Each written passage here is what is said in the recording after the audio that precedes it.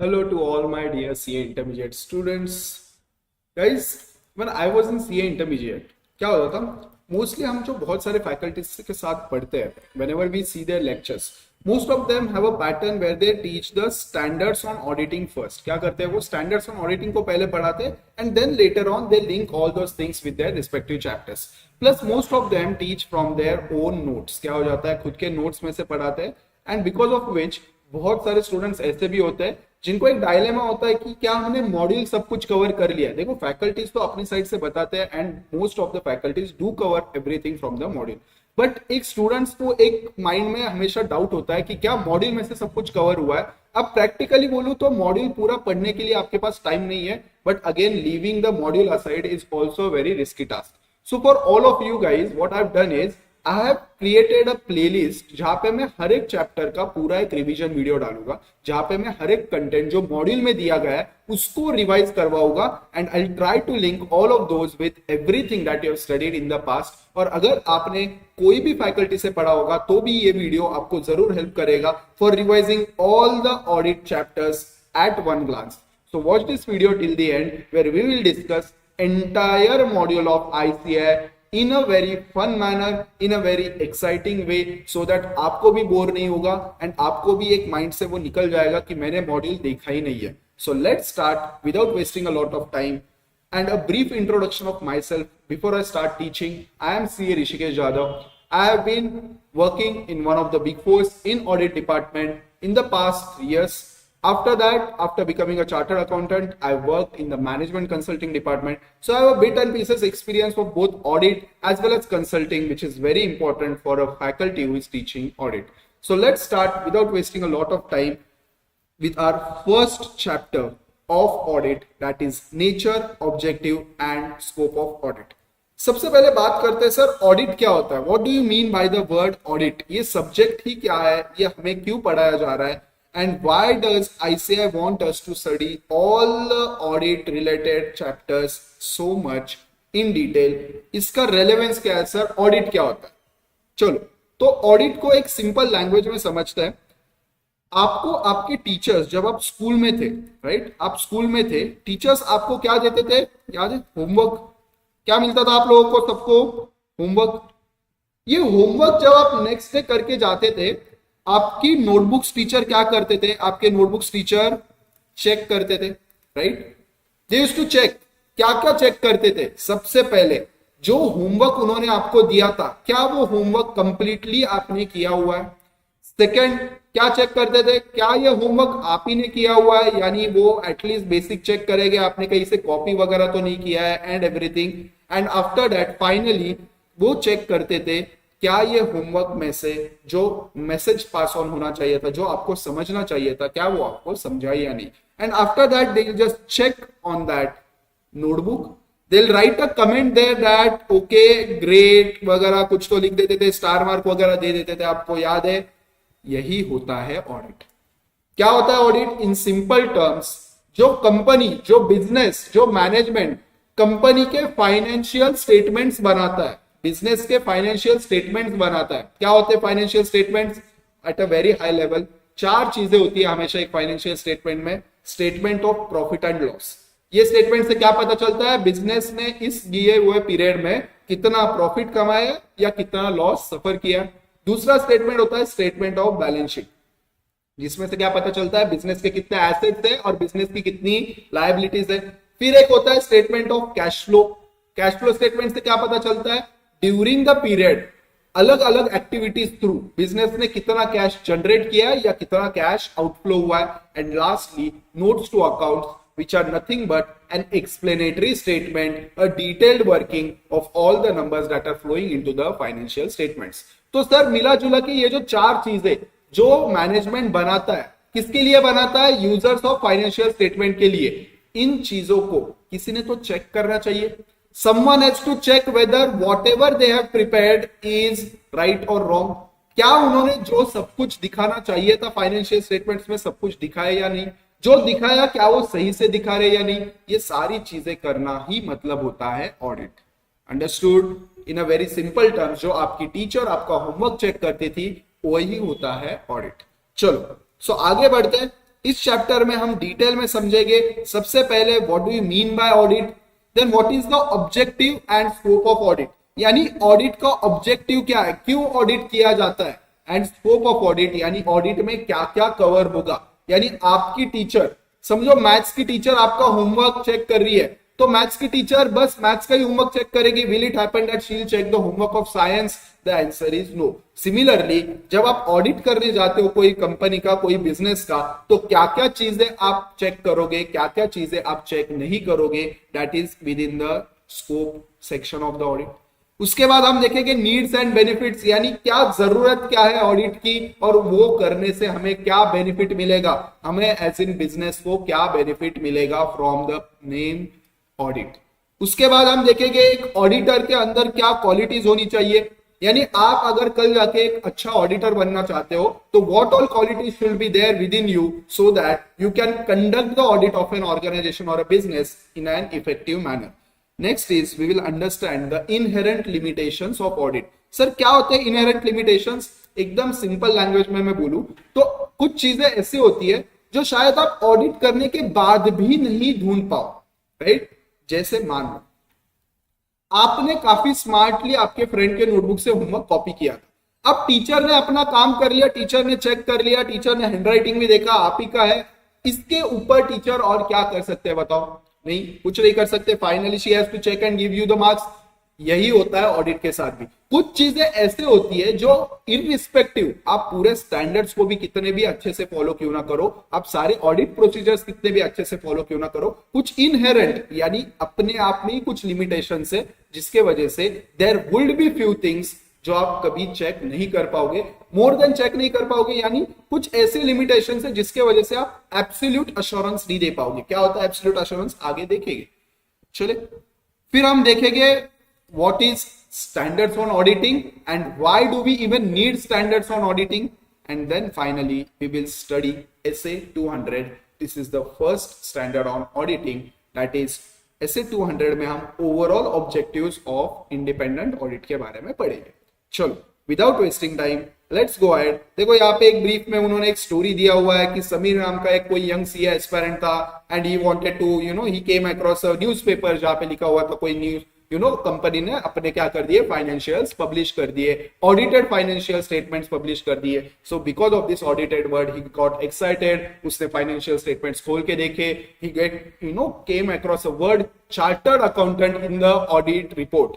तो ये chartered accountant word देख के उसको समझ में आया यार ये सीए और ऑडिट का क्या लेना देना है। तो सुनो गाइस, इंडिया में अगर कोई भी बिजनेस को अपना फाइनेंशियल स्टेटमेंट्स ऑडिट करवा के लेना है तो वो बस किससे करवा सकता है, फ्रॉम अ चार्टर्ड अकाउंटेंट। यानी सर इनके अलावा कोई ऑडिट नहीं कर सकता। हाँ, after the government's guidelines and everything, only CAs are allowed to sign a financial statements audit report.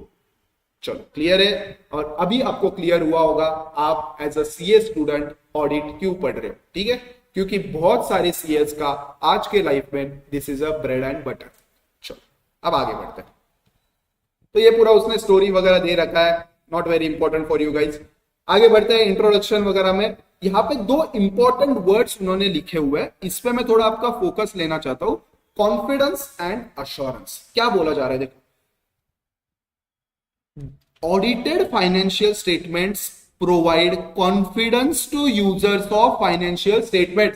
Sir पहले क्विकली एक बार यूजर्स ऑफ फाइनेंशियल स्टेटमेंट बता दोगे क्या? हाँ चलो ठीक है। यूजर्स ऑफ फाइनेंशियल स्टेटमेंट की दो कैटेगरीज होती है, internal users and external users. Internal users में कौन कौन आता है? कंपनी या बिजनेस के अंदर वाले लोग जिनको फाइनेंशियल स्टेटमेंट्स यूज करके कुछ ना कुछ बेनिफिट, कुछ ना कुछ उसमें से इंफॉर्मेशन डिराइव कर रहा है। सर ये तो लोअर लेवल मैनेजमेंट हो ही नहीं सकता, ये तो सर टॉप मैनेजमेंट होना चाहिए। एग्जैक्टली। सो ये कौन कौन होगा? देखो, internal users, the board of directors of the company, the top management of the company, the partners of a partnership firm. अगर पार्टनरशिप फर्म का ऑडिट हो रहा है तो सबसे सीनियर कौन हो गए? वहां के partners, officers of the company जो डिसीजन ले रहे हैं। This are the internal users of financial statement. Similarly company के बाहर भी कुछ लोग होते हैं जिनको फाइनेंशियल स्टेटमेंट से अफेक्ट होता है, जिनको बिजनेस के फाइनेंशियल स्टेटमेंट्स को रीड करना, एनालाइज करना बहुत इंपॉर्टेंट बनता है। सर कौन होते हैं ये लोग? सबसे पहले देखो इन्वेस्टर्स। क्योंकि इन्वेस्टर्स यही फाइनेंशियल स्टेटमेंट्स देख के एनालाइज कर पाएंगे कि क्या कंपनी में पैसा इन्वेस्ट करना चाहिए या नहीं करना चाहिए। सेकेंड एक्सटर्नल यूजर्स होते हैं लेंडर्स, यानी जो लोग आपको लोन देते हैं, स्पेशली बैंक्स। अब देखो, बैंक अगर आपको लोन देना चाहता है तो बैंक को सबसे पहले क्या करना पड़ेगा, आपकी फाइनेंशियल पोजीशन, आपके फाइनेंशियल स्टेटमेंट्स को गो थ्रू करना पड़ेगा, तभी बैंक एनालाइज कर पाएगा कि आपको कितना लोन देना है आपके बिजनेस को एंड क्या आप वो लोन रीपे कर पाओगे या नहीं। So banks also need your financial statements. उसके बाद बात करते हैं आपके customers and suppliers. For example suppliers, अगर कोई सप्लायर को आपके बिजनेस को क्रेडिट देना है तो क्रेडिट देने के पहले भाई एक बार तो वो आपके फाइनेंशियल स्टेटमेंट्स को गो थ्रू करेगा, देखेगा आपकी फाइनेंशियल पोजीशन क्या है। He will go through for first few numbers, आपकी कैश पोजीशन कितनी है, ऑल दोस थिंग्स, तभी जाके वो क्या करेगा, डिसीजन लेगा आपको क्रेडिट देने के लिए। गवर्नमेंट बहुत बड़ा यूजर ऑफ फाइनेंशियल स्टेटमेंट है। क्यों सर? क्योंकि गवर्नमेंट के लिए, गवर्नमेंट का bread and butter is tax, and tax कहां से मिलता है? From the profits that businesses earn, right. तो अब बिजनेस कितना प्रॉफिट कमा रहा है ये कहां से पता चलेगा? From the financial statements. तो ये थे हमारे internal and external users of financial statement. अब आप मुझे बताओ, मान लो यू आर एन इन्वेस्टर, आप क्या हो? एक इन्वेस्टर हो। एज एन इन्वेस्टर आपको कोई बिजनेस में इन्वेस्ट करना है, आप वो कंपनी के फाइनेंशियल स्टेटमेंट्स देखते हो। क्या देखते हो? Financial statements. चलो, अब कंपनी के मैनेजमेंट को पता है कि इन्वेस्टर पहले फाइनेंशियल स्टेटमेंट देखेगा, अगर उसे वहां पे प्रॉफिट अच्छा दिखता है तभी वो इन्वेस्ट करेगा। तो don't you think management financial statements में प्रॉफिट बढ़ाने के लिए कुछ हेरा फेरी कर सकता है, right? Why would they not want investors to put more money in the business? देखो, इन्वेस्टर्स को लुक्रेटिव बिजनेस बनाने के लिए मैनेजमेंट फाइनेंशियल स्टेटमेंट्स के साथ कुछ अदला बदली हेरा फेरी कर सकता है टू इंक्रीज द प्रॉफिट। तो इन्वेस्टर कैसे रिलाई करे सर? इन्वेस्टर कैसे भरोसा माने कि फाइनेंशियल स्टेटमेंट सही से बने? इसीलिए किया जाता है ऑडिट। क्या किया जाता है? ऑडिट। ऑडिट किया जाता है of the financial statements which are prepared by the management, और ये ऑडिट होने के बाद जब उस पे एक सीए का साइन एंड स्टैंप आता है saying that I have audited this financial statement, तब जाके यूजर्स को क्या आएगा? उसके ऊपर कॉन्फिडेंस आएगा। हाँ, मैं जो ये फाइनेंशियल स्टेटमेंट्स में का प्रॉफिट देख रहा हूं ये ऑडिटेड फाइनेंशियल स्टेटमेंट है, यानी ये प्रॉफिट सही ही होगा, इसमें शायद कोई मटेरियल मिसस्टेटमेंट, कोई बड़ा गलती नहीं होगा, क्योंकि इसको क्या किया गया है? ऑडिट किया गया है। एंड कॉन्फिडेंस का ही एक बेटर वर्ड है अश्योरेंस। क्या बोला जाता है? अश्योरेंस। देखो, अश्योरेंस यानी क्या होता है? भरोसा, राइट? यूजर्स को क्या मिलेगा फ्रॉम दैट ऑडिट रिपोर्ट? क्या मिलेगा? एक भरोसा मिलेगा कि हाँ, हमारे पैसे सेफ है। हमने जो फाइनेंशियल स्टेटमेंट्स को एनालाइज करके आगे डिसीजंस लिए है, बैंक ने जो डिसीजन दिया है लोन लेने का, गवर्नमेंट ने जो आपसे टैक्सेशन रिलेटेड सारे क्लॉजेस के हिसाब से उन्होंने टैक्स चार्ज किया है, सबको एक भरोसा रहेगा अगर इस पे एक सीए ने साइन किया है, इसका मतलब the financial statements are true and fair. चलो, तो आगे बढ़ते हैं सर। समझ गया आप ऑडिट क्यों नेसेसरी है, किसके लिए किया जाता है, वो भी समझ गया। अब थोड़ा आगे बढ़ते हैं। यहां पे आईसीआई ने आपको दिया गया है origin of auditing. Origin of auditing यानी आपको क्या लगता है ऑडिटिंग कब से स्टार्ट हुआ होगा? तो आईसीआई बोलता है ऑडिटिंग आज या कल या 5-10 साल पहले या 100 साल पहले से स्टार्ट नहीं हुआ है। It existed even in the 4th century during Kautilya's era.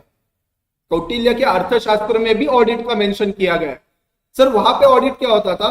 बहुत सिंपल सी बात है, उस टाइम पे भी जो भी किंग था, उसका जो किंगडम, उसकी जो डायनेस्टी थी, उसका जो भी सारा फाइनेंशियल ट्रांजैक्शंस होता था वो सारा क्या हुआ जाता था? उस टाइम पे रिकॉर्ड किया जाता था एंड उसको भी क्या किया जाता था? ऑडिट किया जाता था। वो फाइनेंशियल ट्रांजैक्शंस को पूरा रीड किया जाता था, ऑडिटर बैठ के सारा सुनते थे and then they used to see whether all the transactions are correctly recorded और नॉट।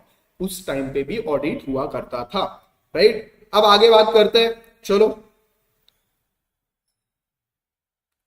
अब सर इंपॉर्टेंट बात पे आते हैं।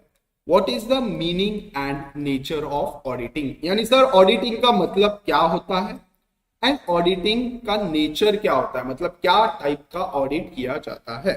सबसे पहले देखो, an audit is an independent examination of financial information of any entity whether profit oriented और not and irrespective of its size or legal form when such an examination is conducted with a view to expressing an opinion thereon.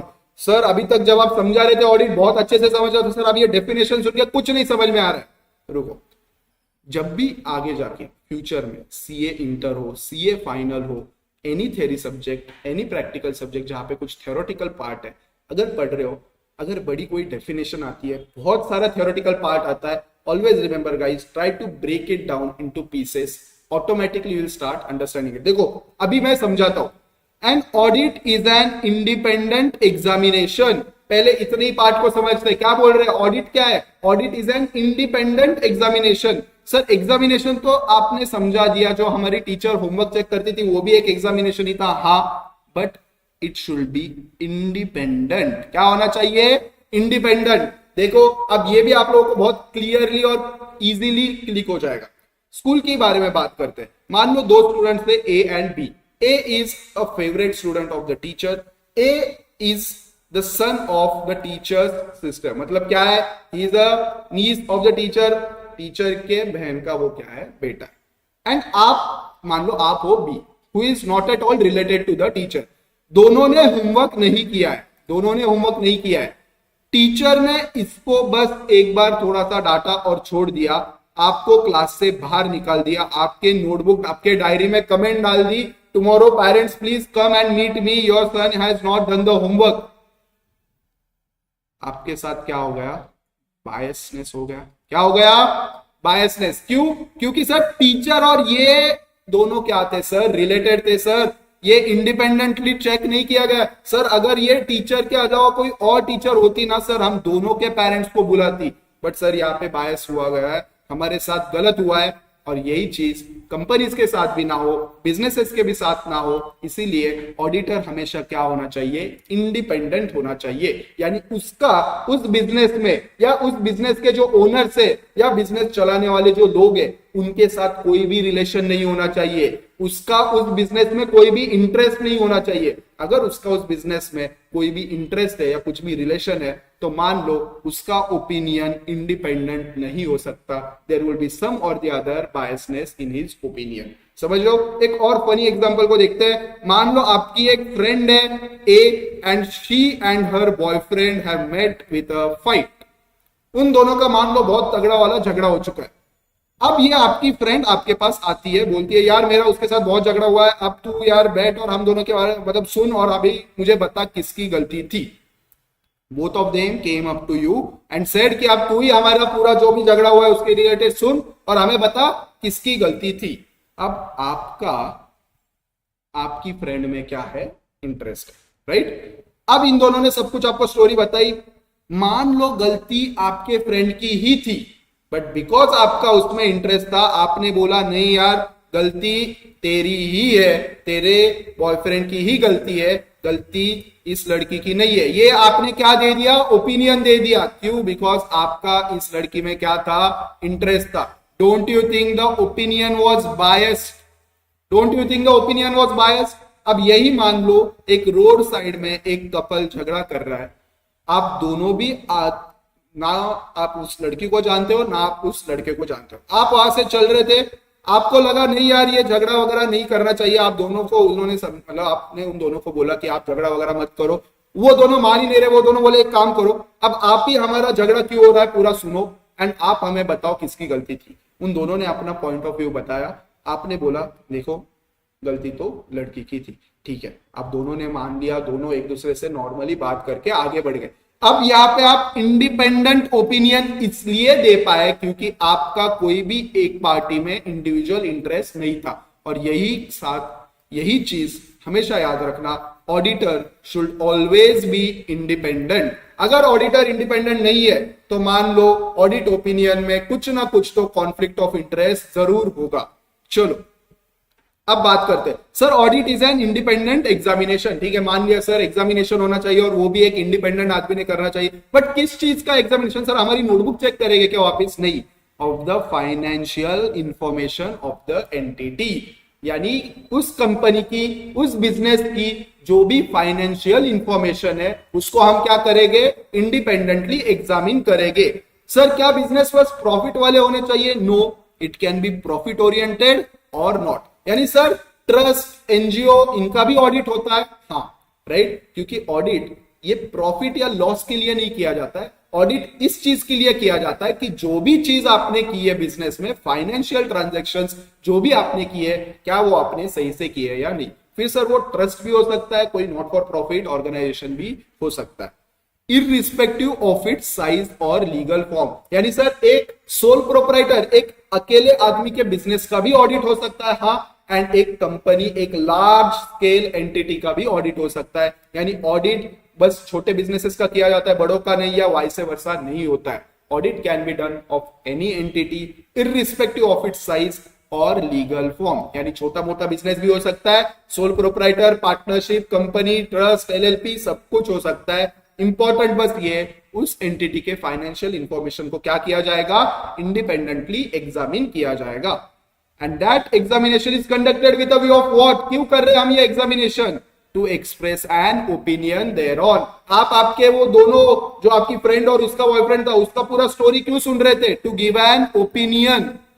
अगर आप opinion ही नहीं देने वाले थे, या आगे वाले ने आपसे ओपिनियन ही नहीं मांगा है, तो वो पूरी स्टोरी सुनने का कोई पॉइंट है क्या, ऑब्वियसली नॉट। सो वैसे ही ऑडिट कर क्यों रहे हो, ताकि उसके ऊपर आप क्या दो, ओपिनियन दे पाओ। क्या ओपिनियन होगा, देखो दो तीन टाइप के ओपिनियन हो गए, या तो आप बोलोगे सब कुछ सही से किया हुआ है अकाउंटिंग, या तो आप बोलोगे नहीं नहीं इन्होंने पूरा ही गलत किया, या आप बोलोगे कुछ चीजें सही है कुछ चीजें गलत है, राइट। सो ये अलग अलग टाइप के क्या हो गए, ऑडिट ओपिनियंस हो गए। आगे हम पढ़ेंगे कौन सा ओपिनियन कब दिया जाता है, बट अभी के लिए समझ लो ऑडिट ओपिनियन दिया जाता है, और इसी के लिए हम क्या करते हैं, ऑडिट करते हैं। देखो विदाउट ऑडिट तो ओपिनियन दे ही नहीं पाएंगे। तो सर वापस एक बार आपके लैंग्वेज में ये डेफिनेशन को वापस लिंक करने का ट्राई करते हैं। सबसे पहले क्या था, audit is an independent examination of what, financial information of whom, of an entity, and whether for profit or not, irrespective of its size or legal form.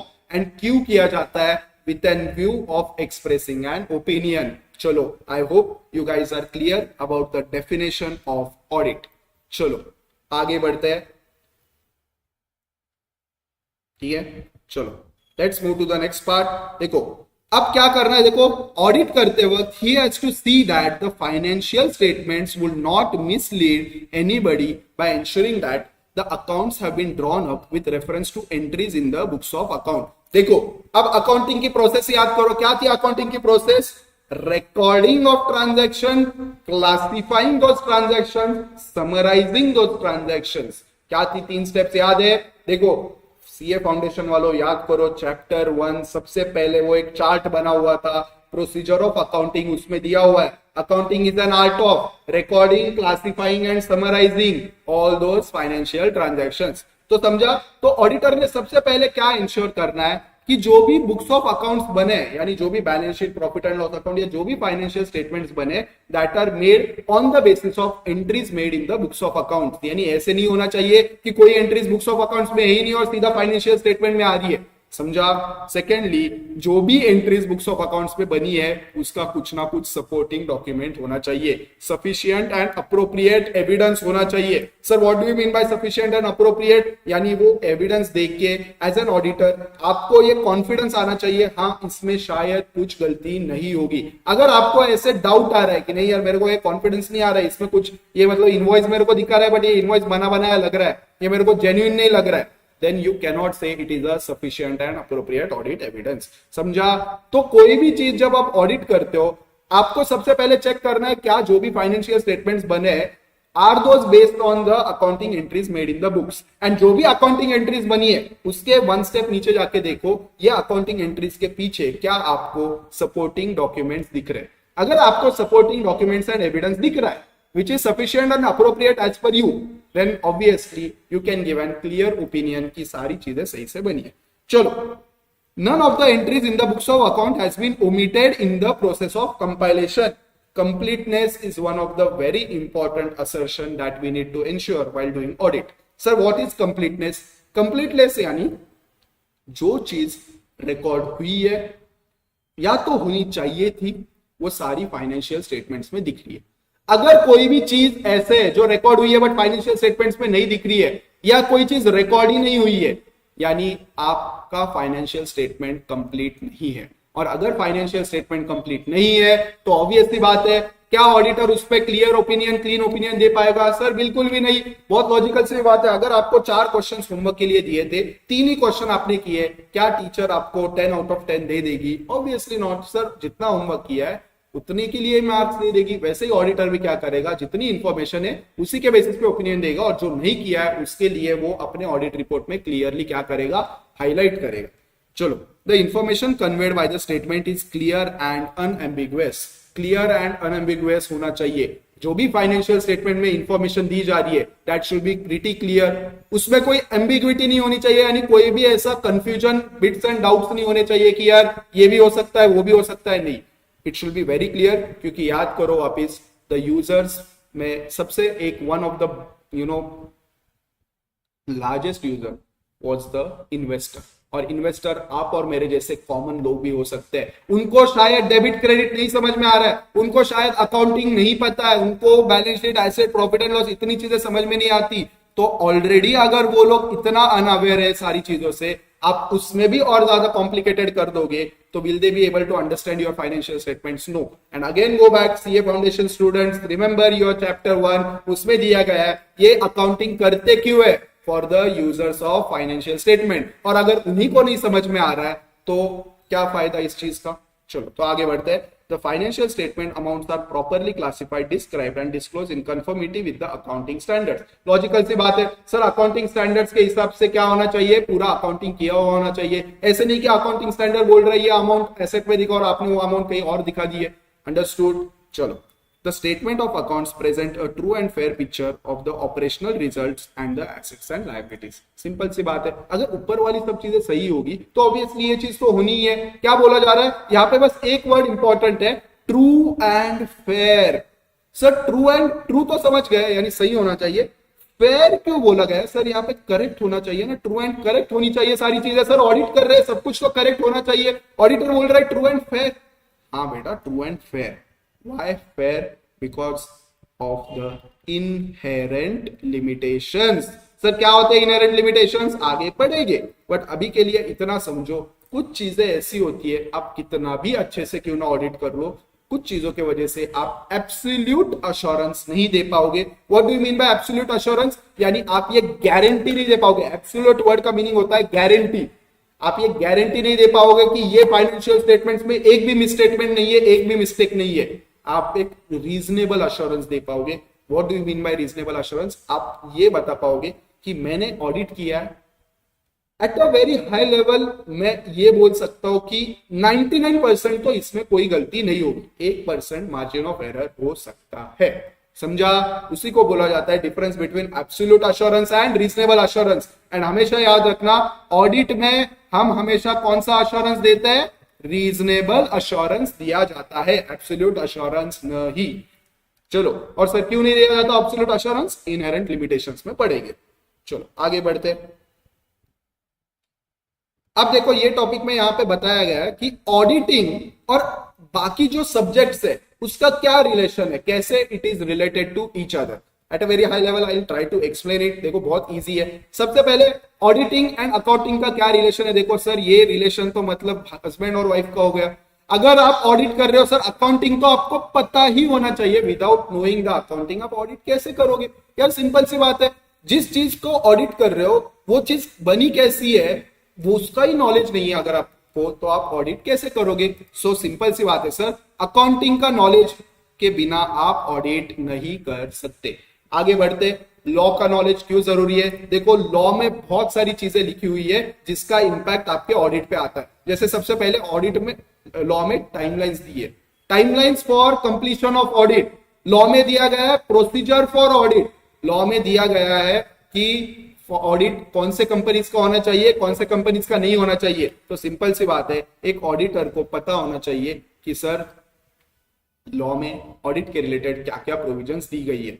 Economics, sir economics का और audit का क्या लेना देना, तो समझने का try करो। देखो इकोनॉमिक्स में हमने बहुत सारी चीजें पढ़ी थी, माइक्रो इकोनॉमिक्स, मैक्रो इकोनॉमिक्स, जिसमें हमने पढ़ा था ओवरऑल इकोनॉमी के बारे में, हम वहां पे इन्फ्लेशन वगैरह ये सारी चीजें, इतनी सब चीजें पढ़ी थी। अब एक ऑडिटर को जब वो फाइनेंशियल स्टेटमेंट्स का ऑडिट कर रहा है, उसको ओवरऑल एक बिजनेस का, उसको ओवरऑल एक इकोनॉमी का क्या होना चाहिए, अंडरस्टैंडिंग होना चाहिए। अगर उसको इकोनॉमी का अंडरस्टैंडिंग ही नहीं है तो उसके ओपिनियन पे क्या हो सकता है, इंपैक्ट आ सकता है। देखो वो जो कंपनी का ऑडिट कर रहा है, राइट, अगर मान लो वो कंपनी की ओवरऑल इकोनॉमी में फिलहाल बहुत ही खराब हालत है, या मान लो पूरे कंट्री में ही इकोनॉमी की बहुत खराब हालत लगी पड़ी है, तो एक ऑडिट में हम आगे जाके पढ़ेंगे गोइंग कंसर्न नाम की एक चीज होती है। क्या होती है, गोइंग कंसर्न। गोइंग कंसर्न यानी क्या, ये आपने अकाउंटिंग में पढ़ा है। गोइंग कंसर्न मतलब क्या होता है कि business will continue till the end, people will come and go, यानी बिजनेस चलाने वाले लोग आएंगे जाएंगे, but business till the end चलता रहेगा। बिजनेस को जब तक कोई आके रोकता नहीं है तब तक बिजनेस नहीं रुकेगा, यही होता है गोइंग कंसर्न। एंड एक ऑडिटर को गोइंग कंसर्न के ऊपर अपना ओपिनियन देना होता है कि जो कंपनी का मैं ऑडिट कर रहा हूं, क्या वो कंपनी लंबे समय तक चलती रहेगी, या मेरे को ऑडिट करते वक्त लग रहा है बिजनेस में कुछ तो गड़बड़ है या कुछ तो प्रॉब्लम है और बिजनेस शायद आगे जाके चलने में प्रॉब्लम आएगा। ये वो शायद तभी बता पाएगा जब उसको इकोनॉमी के बारे में भी थोड़ा पता हो। मान लो पूरे इकोनॉमी की हालत लगी पड़ी है, गोइंग कंसर्न पे क्लीन ओपिनियन देना इतना आसान होगा क्या, नहीं सर, क्योंकि अगर इकोनॉमी की ही हालत लगी है यानी बिजनेस पे भी तो उसका इंपैक्ट आएगा, और अगर बिजनेस पे इंपैक्ट आएगा सर तो गोइंग कंसर्न पे भी तो इश्यू आ सकता है ना।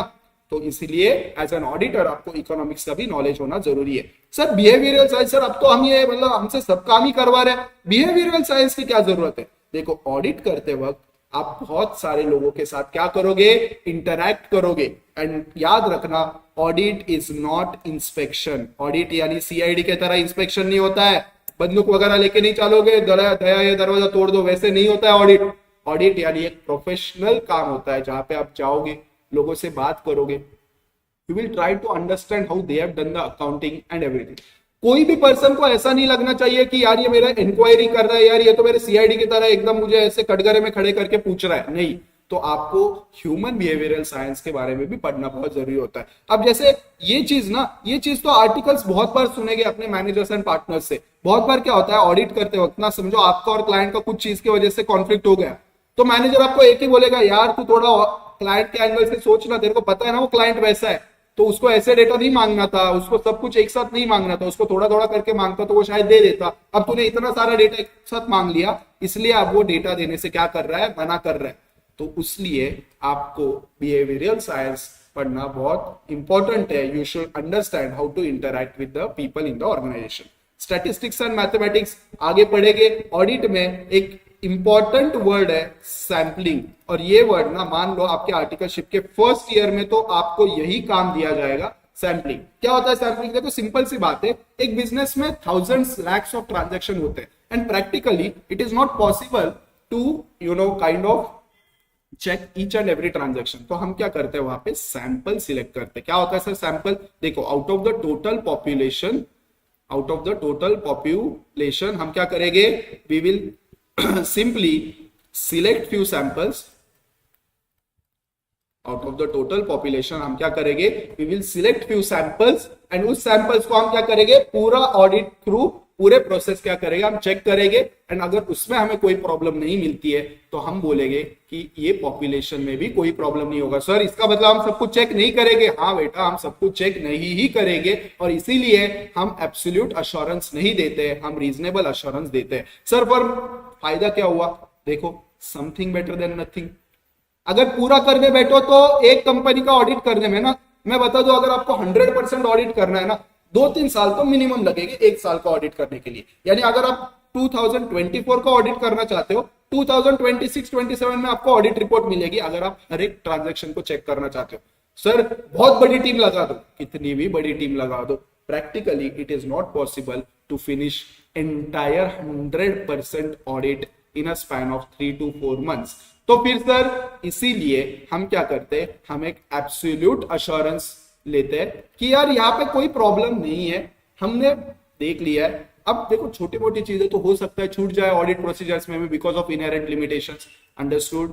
तो चलो अब आगे बात करते हैं सर स्टैटिस्टिक्स क्यों नॉलेज होना चाहिए, समझा। डेटा प्रोसेसिंग, देखो इतना थाउजेंड्स ऑफ ट्रांजैक्शंस का डेटा आएगा तो आपको एक बेसिक डेटा प्रोसेसिंग की टेक्निक्स थोड़ा बहुत नॉलेज होना चाहिए, कैसे पिवोट टेबल लगाते हैं, कैसे हम इस डेटा को सेग्रीगेट करेंगे, क्योंकि इतना डेटा आएगा तो खो जाओगे। तो क्या करना पड़ेगा, you need to have a basic understanding of data processing, how to grasp, how to understand the entire load of data that you have received from the client. Financial management, देखो बहुत बार हमने फाइनेंशियल मैनेजमेंट में chapter है cost of capital, right. उसके बाद हमने देखा इन्वेस्टमेंट डिसीजन, फाइनेंशियल डिसीजंस, ये सारे का आपको नॉलेज होना बहुत जरूरी है। मान लो कंपनी ने कोई मशीनरी परचेस किया है, कंपनी ने क्या परचेस किया है, मशीनरी। आप एक बेसिक इन्वेस्टमेंट डिसीजन चैप्टर के हिसाब से इसका क्या कर सकते हो, you can perform a present value analysis. आप देख सकते हो कंपनी का कॉस्ट कितना, मशीनरी का कॉस्ट कितना था और इसमें से फ्यूचर में बेनिफिट कितने डिराइव होने वाले हैं। अगर आपको लगता है फ्यूचर में बेनिफिट जो डिराइव होने वाले हैं वो कॉस्ट से कम है, you can ask the management why did they took the decision to buy the machinery.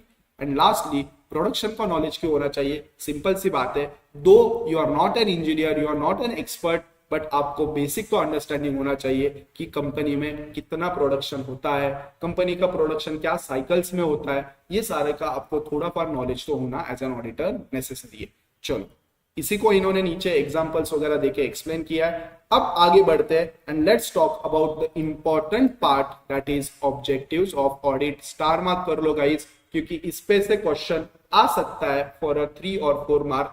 What is the objective of audit, यानी ऑडिट किया क्यों जाता है। सर ऑडिट क्या होता है ये तो समझ गया, बट किया क्यों जाता है आप समझेंगे। देखो सिंपल सी बात है, as per SA 200, overall objectives of an independent auditor and conduct of an audit in accordance with the standards on auditing, क्या बोला गया है, दो ऑब्जेक्टिव्स है।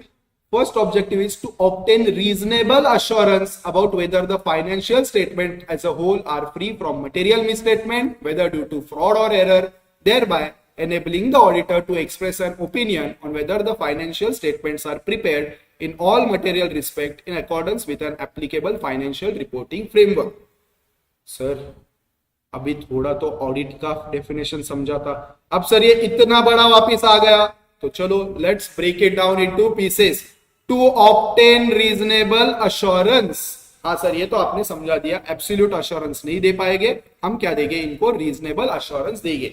चलो about what, about whether the financial statements, हाँ सर फाइनेंशियल स्टेटमेंट्स को audit कर रहे तो उसी के ऊपर तो रीजनेबल अश्योरेंस देंगे, बट क्या चीज के लिए, financial statements as a whole, यानी पूरे financial statements are free from material misstatement. Sir what do you mean by material misstatement, देखो मिसस्टेटमेंट तो आपको पता है, मिसस्टेटमेंट यानी क्या, कोई गलत चीज is known as what, misstatement. यानी मान लो 1000 रुपीज की एंट्री होनी चाहिए थी, 2000 की हुई, इट इज अ मिसस्टेटमेंट। 1000 की एंट्री होनी चाहिए थी, हुई नहीं, इट इज अ मिसस्टेटमेंट। सो कोई भी चीज जो गलत होती है उसे क्या बोला जाएगा, मिसस्टेटमेंट। बट सर ये मटेरियल वर्ड क्या है, मटेरियल वर्ड को थोड़ा समझने का ट्राई करो।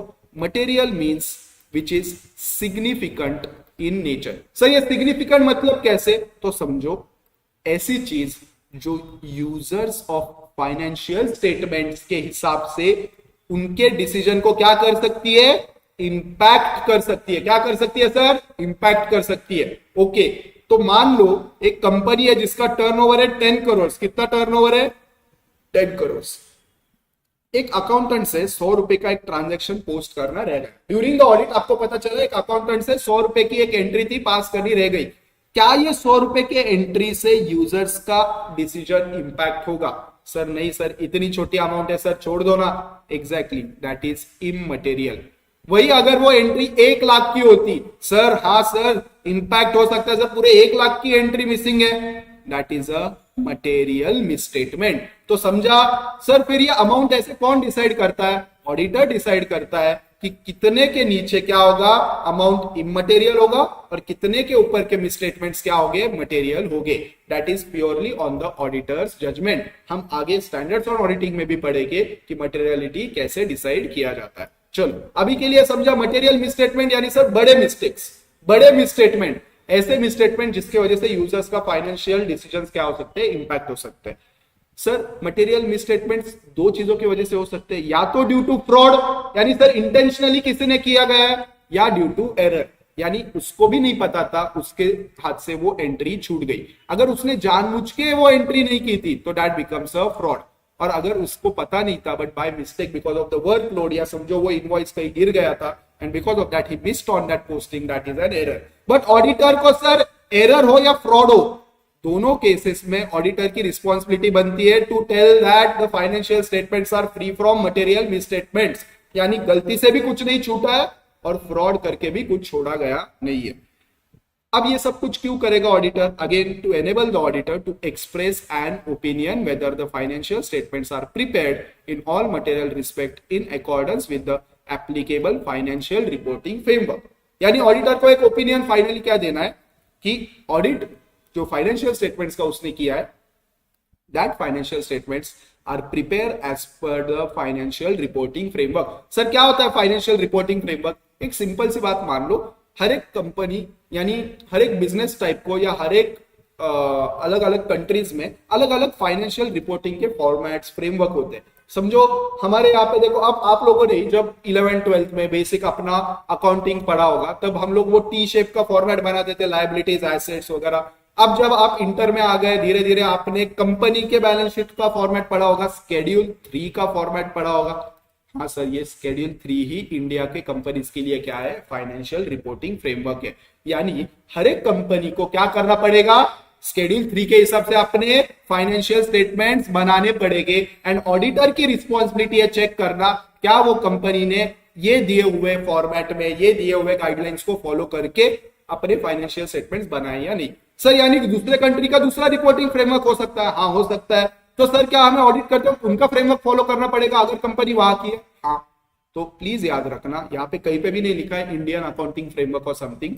आप जो कंपनी का, आप जो बिजनेस का ऑडिट कर रहे हो, आपको एज एन ऑडिटर पता रहना चाहिए ये बिजनेस को, ये कंपनी को कौन सा फाइनेंशियल रिपोर्टिंग फ्रेमवर्क एप्लीकेबल है। एंड देन आपको उस फाइनेंशियल रिपोर्टिंग फ्रेमवर्क के पहले स्टडी करना पड़ेगा, उसको अंडरस्टैंड करना पड़ेगा एंड देन आप ऑडिट करके चेक कर पाओगे क्या आपकी कंपनी ने फाइनेंशियल स्टेटमेंट्स उस फाइनेंशियल रिपोर्टिंग फ्रेमवर्क के हिसाब से किए या नहीं। चलो, तो सर ऑब्जेक्टिव में सबसे पहला ऑब्जेक्टिव अगर मैं सिंपल सी बात करूं, ऑडिटर को एक रीजनेबल अश्योरेंस देना है कि भाई फाइनेंशियल स्टेटमेंट में कोई भी मटेरियल मिसस्टेटमेंट नहीं है ड्यू टू फ्रॉड और एरर। एंड सर उसको एक ओपिनियन देना है कि क्या financial statements applicable financial reporting framework के हिसाब से बनाए गए हैं या नहीं। ये था सर पहला ऑब्जेक्टिव। और दूसरा था to report on the financial statements and communicate as required by the SAs in accordance with the auditor's finding. यानी सर दो चीजें करनी है ऑडिटर को, एक देना है उसको ओपिनियन। ओपिनियन क्या होता है? एक one liner, one paragraph opinion होता है कि मेरे हिसाब से फाइनेंशियल स्टेटमेंट्स एप्लीकेबल फ्रेमवर्क के हिसाब से बने, नहीं बने, या थोड़े बने थोड़े नहीं बने, ये हो गया ओपिनियन। उसी के साथ उसको एक डिटेल रिपोर्ट भी देना है, ऑडिटर को एक रिपोर्ट भी देना है और उसको कम्युनिकेट करना है सारे यूजर्स को। कैसे कम्युनिकेट करना है? स्टैंडर्ड्स ऑन ऑडिटिंग में लिखा गया है, आगे पढ़ेंगे। बट अभी के लिए मान लो एक रिपोर्ट देनी है और वो रिपोर्ट में वो अपने ऑडिटर की जो फाइंडिंग्स थी वो उसमें डालेगा। यानी उसको ऑडिट करते हो मान लो कोई भी अगर कुछ मिसस्टेटमेंट्स मिले हो, कोई गलती मिली हुई, कोई प्रोसेस में कोई इश्यू मिला हो, वो सारी चीजें वो क्या करेगा? अपने रिपोर्ट में डाल देगा। यानी सर दो ऑब्जेक्टिव्स है, पहला ऑब्जेक्टिव है एक फाइनेंशियल स्टेटमेंट्स के ऊपर ओपिनियन देना एंड दूसरा ऑब्जेक्टिव है एक रिपोर्ट देना जिसमें वो क्या बताएगा? अपने ऑडिट फाइंडिंग्स बताएगा। ठीक है सर, अब क्लियर हो गया, ऑब्जेक्टिव्स ऑफ ऑडिट हमें क्लियर है। तो चलो आगे बढ़ते, अब बात करते हैं स्कोप ऑफ ऑडिट। यानी sir what all is included in audit, what all is excluded from audit. क्योंकि सर ये जानना बहुत जरूरी है, क्योंकि सर हम लोग ऑडिट तो करने जाएंगे बट क्या हमें सब कुछ चेक करना है? क्या सर हमें पूरे बिजनेस की हर एक चीज चेक करनी है? The answer is no, right. There is few things which are included in audit, few things which are excluded from audit. तो क्या क्या इंक्लूडेड है, क्या क्या एक्सक्लूडेड है, सर हमें क्या क्या चेक करना है, क्या क्या चेक नहीं करना है, आगे देखते हैं। चलो, सो स्कोप ऑफ ऑडिट का सिंपल मीनिंग क्या है? आपके ऑडिट में क्या क्या कवर्ड है। एक एग्जांपल से स्टार्ट करते हैं, then we will study what is given below. मान लो आप कोई कंपनी की इन्वेंट्री ऑडिट करने जा रहे हो। क्या ऑडिट करने जा रहे हो? Inventory audit. यानी आप वहां पे क्या कर रहे हो? Physical verification. फिजिकल वेरिफिकेशन यानी सिंपल सा एक छोटे से बिजनेस का एग्जांपल लेते हैं। मान लो आप एक कार की शोरूम का ऑडिट कर रहे हो। किसका ऑडिट कर रहे हो? कार के शोरूम का। तो उनके शोरूम के बुक्स में अब देखो वो जो सारी गाड़ियां वहां पे बेचने के लिए रखी है, that is what? N inventory. ये इन्वेंट्री उनके एसेट्स में दिख रहा होगा। अब आपको इन्वेंट्री ऑडिट फिजिकल वेरिफिकेशन के लिए अपॉइंट किया गया है एज एन ऑडिटर। तो आपके स्कोप में क्या है, देखो आप वहां पे जाओगे और उन्होंने जितने भी अपने इन्वेंट्री में गाड़ियां दिखाई है आप फिजिकली चेक करोगे क्या वो सारी कार्स वहां पे प्रेजेंट है। अगर यस तो आपका ऑडिट इज डन, आपका ऑडिट इज डन। पर सर उनके बुक्स में एक मशीन भी लिखी थी विच इज एन एसेट, वो फिक्स्ड एसेट है सर, वो मशीन मुझे वहां पे नहीं दिखी थी। तुमसे किसी ने पूछा आप कौन सा ऑडिट कर रहे थे? Inventory audit. आपका स्कोप क्या था? सर इन्वेंट्री चेक करना। सर ये दिख गया था, नॉट इन योर स्कोप। समझा? ये एक एग्जाम्पल था। जब आप फाइनेंशियल ऑडिट करते हो उस टाइम पे वो सारी चीजें जो फाइनेंशियल स्टेटमेंट्स में आ रही है, everything becomes your scope of audit. अब नीचे पढ़ते हैं what all is included in the scope of audit. चलो, The following points are included in scope of audit of financial statement. सबसे पहले coverage of all aspects of the entity। मतलब क्या? सबसे पहले आपको उस एंटिटी में हर एक वो जो फाइनेंशियल ट्रांजैक्शन हो रहा है, राइट, जो चीजें फाइनेंशियल स्टेटमेंट्स में आनी चाहिए वो सारी चीजें आपको क्या करनी पड़ेगी? ऑडिट करनी पड़ेगी, यानी चेक करनी पड़ेगी। You need to ensure that you have covered all the aspects of the entity relevant to the financial statements being audited. यानी आपसे ऐसे कोई भी चीज नहीं छूटनी चाहिए जो फाइनेंशियल स्टेटमेंट्स में जाती है बट आपने चेक नहीं किया है। Second is reliability and sufficiency of financial information. Just give me a minute guys.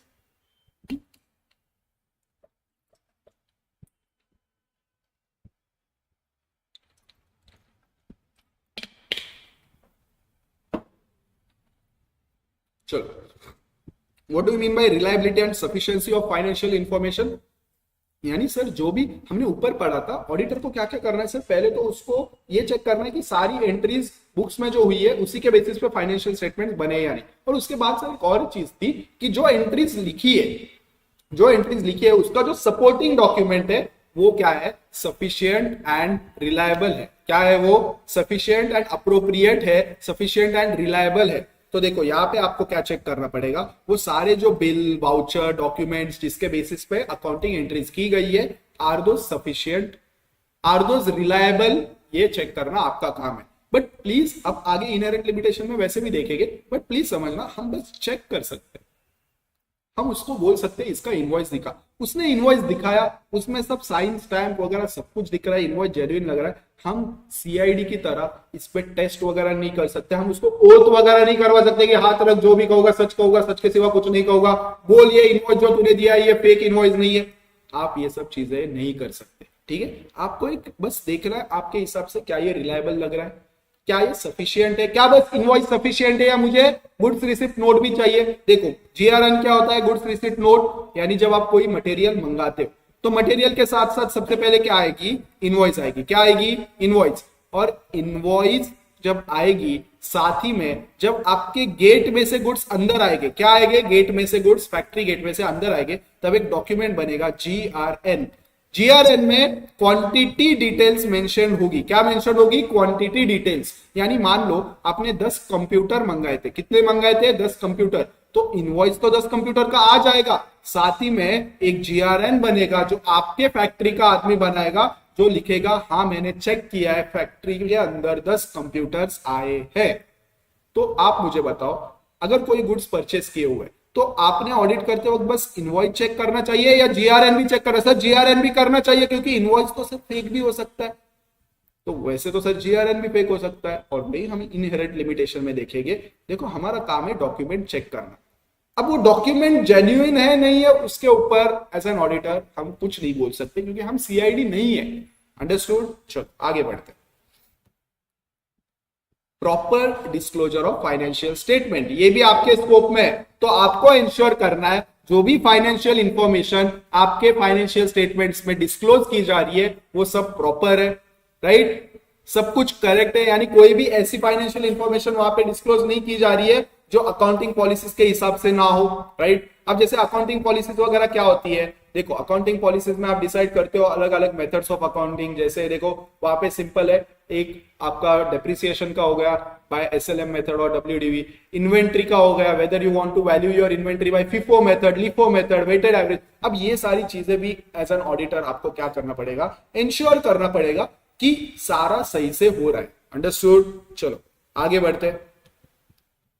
So at a very high level what all is included in audit. Sir वो जो entity का आप ऑडिट कर रहे हो ना, वो एंटिटी के फाइनेंशियल स्टेटमेंट्स में जाने वाली हर एक चीज आपके स्कोप में है, राइट। सेकंड, सर वो जो फाइनेंशियल स्टेटमेंट में हर एक चीज जो जा रही है, जो एक अकाउंटिंग एंट्री के बेसिस पे जा रही है, वो अकाउंटिंग एंट्री के पीछे जो सपोर्टिंग डॉक्यूमेंट्स है वो रिलायबल है या नहीं, वो सफिशिएंट है या नहीं, ये भी आपको चेक करना है। एंड लास्टली सर आपको इंश्योर करना है कि जो भी फाइनेंशियल इंफॉर्मेशन प्रेजेंट की जा रही है, जो भी डिस्क्लोज की जा रही है, that has been properly disclose in the financial statements. Understood. चलो अब आगे बढ़ते हैं। What it does not include, यानी सर ऑडिट के स्कोप के बाहर क्या है, तो अच्छे से सुनो। सबसे पहले ना, auditor is not expected to perform duties which fall outside domain of his competence. समझा, एक ऑडिटर से ये एक्सपेक्टेड नहीं है कि वो ऐसे वो कुछ काम करे जो उसके कंपिटेंस के बाहर हो। Sir what do you mean bye competence. चलो एक एग्जांपल लेते हैं, ठीक है। आप एक कंपनी का ऑडिट कर रहे हो, आप फिजिकल वेरिफिकेशन के लिए चले गए, आप फिक्स्ड एसेट्स के फिजिकल वेरिफिकेशन के लिए चले गए, ठीक है। अब वहां पे एक मशीनरी है, आपने मशीनरी का इनवॉइस चेक किया, आपने मशीनरी का जीआरएन चेक किया, आपने सारे डॉक्यूमेंट्स सब ऑथराइजेशन, आपने पेमेंट्स चेक की, क्या ये मशीनरी की पेमेंट सही से वेंडर को हुई है, सब कुछ चेक किया। आपके हिसाब से आपने जितना आपका फाइनेंशियल नॉलेज था उस हिसाब से आपने काम किया। कैन यू टेस्ट कि क्या ये मशीनरी अगले 2 साल ठीक से चलेगी, या ये मशीनरी वर्किंग कंडीशन वाली है या नहीं। क्यों नहीं कर सकते, क्योंकि सर इसके लिए तो एक टेक्निकल आदमी लगेगा, सर इसके लिए हो सकता है कोई एक इंजीनियर लगेगा। हाँ, तो ये आपके स्कोप में नहीं है। आप जाके ये देख सकते हो क्या वहां पे 10 कंप्यूटर थे, आप ये नहीं देख सकते कि वो कंप्यूटर में ये फंक्शनलिटी है वैसे है नहीं है, ये सॉफ्टवेयर ये वो आपको उसका नॉलेज है ही नहीं। आप एक फाइनेंस वाले बंदे हो तो आप वही काम करो जो आप हो, राइट। क्या एक डॉक्टर से एक्सपेक्ट किया जा सकता है वो ऑडिट करे, नहीं। तो एक ऑडिटर से भी एक्सपेक्ट नहीं किया जा सकता ना एक फार्मास्यूटिकल कंपनी में जाके ये देखे कि क्या ये दवाई सच में चलेगी या नहीं चलेगी, राइट। वो आपका काम नहीं है। चलो आगे बढ़ते हैं। सो सबसे पहले सर ऐसे कोई भी चीज हमारे स्कोप में नहीं है जो हमारे एक्सपर्टीज के बाहर है। नमिता थप्पर मैम का एक हमेशा शार्क टैंक अगर आप देखते हो, एक स्टेटमेंट आता है, when she does not want to invest in any business, that I am out of this business. Why? Because this is out of scope of my expertise. Right? क्या बोलती है? Because मेरी इस फील्ड में expertise नहीं है, इसके वजह से मैं इसमें इन्वेस्ट नहीं कर सकती। वैसे ही एक ऑडिटर जब भी उसको उसके एक्सपर्टीज के बाहर की चीजों के ऊपर ओपिनियन पूछा जाता है, वो क्या बोलता है, sorry this is not my expertise and that's why I am out of this, ऐसे बोल के आगे बढ़ना। चलो second important, an audit is not an official investigation. उसी के related an auditor is not an expert in authentication of documents. यानी वो बंदा या डॉक्यूमेंट देख सकता है बट वो डॉक्यूमेंट्स ऑथेंटिकेट है या नहीं वो तो चेक नहीं कर सकता ना। क्या करेगा, मतलब क्या अभी उसके ऊपर लिटमस वगैरह वो टेस्ट करके देखेगा, फिंगरप्रिंट्स वगैरह, that is not your job. Your job is to check whether there are sufficient and appropriate audit evidence. अगर वहां पे डॉक्यूमेंट्स है, अब वो डॉक्यूमेंट जेन्युइन है नहीं है आप नहीं पता कर सकते। जैसे कि फॉर एग्जांपल एक एग्जांपल लेते हैं, एक कंपनी में आप जो ऑडिट कर रहे हो उसने एक आपको इनवॉइस दिखाई, ठीक है। वो इनवॉइस एक XYZ कंपनी से मिली है, आपने इनवॉइस चेक किया, आपने ये कंपनी को पूछा क्या ये इनवॉइस आप ही ने भेजी थी, वहां से एक रिप्लाई आया यस, आप यहाँ पे आपका ऑडिट प्रोसीजर कंप्लीट हो गया। अब मान लो ये आदमी और यहाँ का ये कंपनी वाला आदमी दोनों मिले हुए हैं और ये एक फेक इनवॉइस जनरेट किया गया है, आप कुछ नहीं कर सकते क्योंकि आपका रोल ऑडिट करना है, इंस्पेक्शन या इन्वेस्टिगेशन करना नहीं। आप सीआईडी नहीं हो, आप वहां पे जाके ये सारी चीजें नहीं कर सकते। दया ये दरवाजा तोड़ दो ऐसे नहीं बोल सकते, आपको नॉक करके ही अंदर जाना पड़ेगा क्योंकि आप एक ऑडिटर हो, ऑफिशियल इन्वेस्टिगेटर नहीं। चलो आगे बढ़ते हैं। अब फाइनली एक समरी दिया है आईसीआई ने, what all is a scope of audit. Sir financial statement में जाने वाली हर एक चीजें, सर सारे डॉक्यूमेंट्स की reliability and sufficiency, sir financial statements properly disclose हुए या नहीं, and expressing the opinion on financial statements. Sir ये सब कुछ इज अ पार्ट और स्कोप ऑफ ऑडिट। सर क्या क्या स्कोप ऑफ ऑडिट नहीं है? Responsibility of preparation and presentation of financial statement. अरे टीचर का काम होमवर्क चेक करना है, होमवर्क करना नहीं। वैसे ही ऑडिटर का काम फाइनेंशियल स्टेटमेंट्स चेक करना है, फाइनेंशियल स्टेटमेंट्स बनाना नहीं। समझा? वो मैनेजमेंट की रिस्पॉन्सिबिलिटी होती है। Secondly, duties outside scope of competence of auditor. अभी हमने देखा सर वो तो ऐसी चीज है जिसमें हमारी एक्सपर्टीज ही नहीं है, उसमें तो ऑडिटर अपना ओपिनियन वैसे भी नहीं दे पाएगा। Expertise in authentication of document, हम सर ऑथेंटिकेशन का काम नहीं कर सकते। एंड फाइनली सर हम इन्वेस्टिगेटर नहीं है, we are watch dog.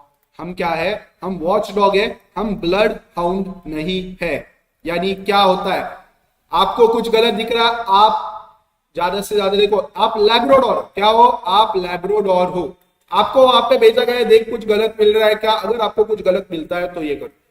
Blood hound यानी ये जाके ढूंढता है, अगर आपको कुछ गलत, देखो लैब्राडोर ज्यादा से ज्यादा क्या करेगा? उसको चोर दिखता है, he will bark, he will bark. वैसे ही आपको कुछ गलत दिखता है ऑडिटर को, आप क्या करोगे? आप आपके रिपोर्ट में दे दोगे। आप वो मैनेजमेंट के बंदूक वगैरह लगा के आप उनको मार वगैरह नहीं सकते, ऐसे गलत क्यों किया, ये वो ये आपकी रिस्पॉन्सिबिलिटी नहीं है। आप ज्यादा से ज्यादा कितना भी बड़ा फ्रॉड मिले, आप आपके रिपोर्ट में मेंशन करोगे। जिसने फ्रॉड किया उसको कॉलर से पकड़ के मारोगे नहीं, फ्रॉड क्यों किया। बट ब्लड हाउंड क्या करता है? मान लो एक पिटबुल डॉग है, उसको अगर कोई दिख गया, क्या करेगा? जाएगा, फाड़ेगा, पूरा चबा के खा जाएगा। And that is what is the work of investigator, जो सीआईडी वगैरह वाले काम होते हैं। अगर उसको कोई फ्रॉड वाला आदमी मिल गया, वो उसे चाटा मार सकता है, बट आप एक वॉच डॉग हो, आपका वो काम नहीं है। चलो, this was just an kind of, it was not comparison, I was just trying to give an example कि कैसे होता है। ठीक है, तो कोई बुरा मत मानना कि नहीं ऑडिटर को सर डॉग के साथ कंपेयर किया, नहीं। ठीक है, चलो आगे बढ़ते। यहाँ पे कुछ उन्होंने छोटे मोटे एग्जांपल्स दिए, बोल रहे देखो अभी ये लालजी भाई ने क्या किया। लालजी भाई ने एक ऑडिट रिपोर्ट देख के, ऑडिटेड फाइनेंशियल स्टेटमेंट देख के इन्वेस्ट कर दिया एक बिजनेस में, और अब लालजी भाई बोल रहे हैं कि भाई फाइनेंशियल स्टेटमेंट ऑडिटेड थे, मतलब एब्सोल्युटली मेरे बिजनेस, मेरा क्या होगा, इन्वेस्टमेंट पूरा सेफ है, मेरा पैसा ग्रो ही होगा। अरे लालजी भाई तुम गलत हो। लालजी भाई इज नॉट थिंकिंग करेक्टली। क्यों? क्योंकि सर हम एब्सोल्यूट अश्योरेंस नहीं देते, हम रीजनेबल अश्योरेंस देते हैं। ऊपर से सर हम जो ऑडिट कर रहे हैं वो हिस्टोरिकल डेटा का ऑडिट कर रहे हैं। आगे बिजनेस में प्रॉफिट होगा या नहीं होगा उसका हम कुछ नहीं बता सकते, तो हम एब्सोल्यूट अश्योरेंस नहीं दे रहे। आपकी इन्वेस्टमेंट आप ही को देखनी है सेफ है या नहीं। हम एक रीजनेबल अश्योरेंस, हम आपको इतना बता पाएंगे कि हाँ कंपनी में हमने जितना चेक किया उसमें हमें कोई दिक्कत नहीं मिली। चलो ऐसे ही कुछ एग्जाम्पल से आगे बढ़ते हैं। If there were anything important I would have told you. चलो अब इंपॉर्टेंट सर 3 बार अब तक मेंशन कर चुके हो, इनहेरेंट लिमिटेशंस ऑफ ऑडिट। तो अब पढ़ते हैं क्या होते हैं इनहेरेंट लिमिटेशंस ऑफ ऑडिट। यानी सर ऐसी चीजें, सर आप ऑडिट करने के बाद भी कुछ चीजें ऐसी है जो छूट ही जाएगी, जिसके ऊपर आप कुछ नहीं कर सकते, और इसी के वजह से सर आप एब्सोल्यूट अश्योरेंस नहीं दे पाओगे। आप क्या दोगे? एक रीजनेबल अश्योरेंस ही दे पाओगे। तो क्या है? सबसे पहले nature of financial reporting. What do you mean by nature of financial reporting? देखो फाइनेंशियल रिपोर्टिंग ना इज नॉट जस्ट लाइक एक प्रोसीजरल पार्ट नहीं है। इसमें बस वो नहीं है कि हाँ ये है तो डेबिट कर दो, वो है तो क्रेडिट कर दो, यार वो तो चीजें है ही, अकाउंटिंग में वो सारी चीजें तो है ही। बट बहुत जगह पे ना मैनेजमेंट के जजमेंट्स इन्वॉल्व होते हैं। क्या इन्वॉल्व होते हैं? जजमेंट्स। कोई एग्जांपल दे सकते हो? Right, provision. Provision is one of the area जहां पे मैनेजमेंट का क्या होता है? जजमेंट इन्वॉल्व होता है। मान लो provision for bad debts, management को लगता है हर साल हमारे 5% के आसपास बैड डेट्स होते हैं, तो इस बार भी हम 5% का ही प्रोविजन बनाएंगे। बट ऑडिटर को शायद कुछ और लग रहा होगा। अब सर यहाँ पे जजमेंट इन्वॉल्व है, and judgement comes with one important aspect, that is subjectivity. Subjectivity मतलब क्या? आपको कुछ लग सकता है, हमें कुछ लग सकता है, और दोनों भी गलत नहीं हो सकते। Right, there might be a situation जहां पे मैनेजमेंट भी सही हो from their point of view, and auditor भी सही है from his point of view. अब इसके वजह से क्या हो जाता है? देखो बहुत जगह पे जजमेंट्स इन्वॉल्व है, बहुत जगह पे क्या होता है, few things are put in the financial statement based on some assumptions। कुछ assumptions किए जाते हैं और उस assumptions के बेसिस पे वैल्यूएशंस किए जाते हैं। अब प्रॉब्लम क्या होता है? देखो ये assumptions में ऑडिटर का कुछ अलग पॉइंट ऑफ व्यू हो सकता है, मैनेजमेंट का कुछ अलग हो सकता है। अब फाइनेंशियल रिपोर्टिंग बना ही इस तरीके से है ना, कुछ चीजें ऐसी है जहां पे आप कंक्लूसिव एविडेंस ड्रॉ ही नहीं कर सकते। कोई डिसाइड कर ही नहीं सकता 5% सही है या 10% सही है। आपने बोला 10% कर दो, फिर 5% का लॉस हुआ, मैनेजमेंट बोलेगा यार फालतू का आपने हमसे 5% एक्स्ट्रा प्रोविजन करवाया, मैनेजमेंट ने 5% ही किया, लॉस 10% का हो गया, आप बोलोगे देखो मैंने बोला था 10% करो। तो ऐसा कोई फिक्स आपको पता नहीं, क्योंकि ये फ्यूचर में होने वाली चीज है और इसके ऊपर ना मैनेजमेंट अश्योरिटी दे सकता है ना आप दे सकते हो। तो ये एक क्या बन जाता है, इनहेरेंट लिमिटेशन बन जाता है नेचर ऑफ फाइनेंशियल रिपोर्टिंग। अब देखो मैनेजमेंट बोलता है हम फिफो मेथड फॉलो करेंगे, आप बोलते हो नहीं नहीं लिफो करना चाहिए। अब वापिस यार मैनेजमेंट को अपने हिसाब से लग रहा है, आपको आपके हिसाब से लग रहा है, अब इसके ऊपर कॉन्फ्लिक्ट हो सकता है, but is there any right or wrong answer to it? The answer is no. चलो अब यहाँ पे एक एग्जांपल दिया, क्या बोल रहे हैं देखो, अब एक मैनेजमेंट ने एक कंट्रोल रखा है कंपनी में, क्या किया है, एक प्रोसीजरल कंट्रोल रखा है, क्या, दैट सारे परचेज बिल क्या होने चाहिए, सारे परचेज बिल पे एक स्टैम्प एंड सिग्नेचर होना चाहिए ऑथोराइज पर्सन का जो गुड्स रिसीविंग सेक्शन में बैठता हो। ठीक है, क्या होना चाहिए, एक डॉक्यूमेंट होना चाहिए परचेज बिल जिसपे क्या होना चाहिए, स्टैम्प एंड सिग्नेचर होना चाहिए, किसका, एक ऑथोराइज पर्सन का जो गुड्स रिसीविंग सेक्शन में बैठा हो। अभी अपना ऊपर वाला ही एग्जांपल जीआरएन वाला ही बोल रहे हैं, ठीक है। It is an example of internal control devised by the company to ensure that only those purchase bills are produced for payment for which goods have been actually received. Logical सी बात है, ये procedural control क्यों लगाया company ने, internal control क्यों लगाया, ताकि वही परचेस बिल्स की पेमेंट हो जिसके गुड्स हमें मिले हो।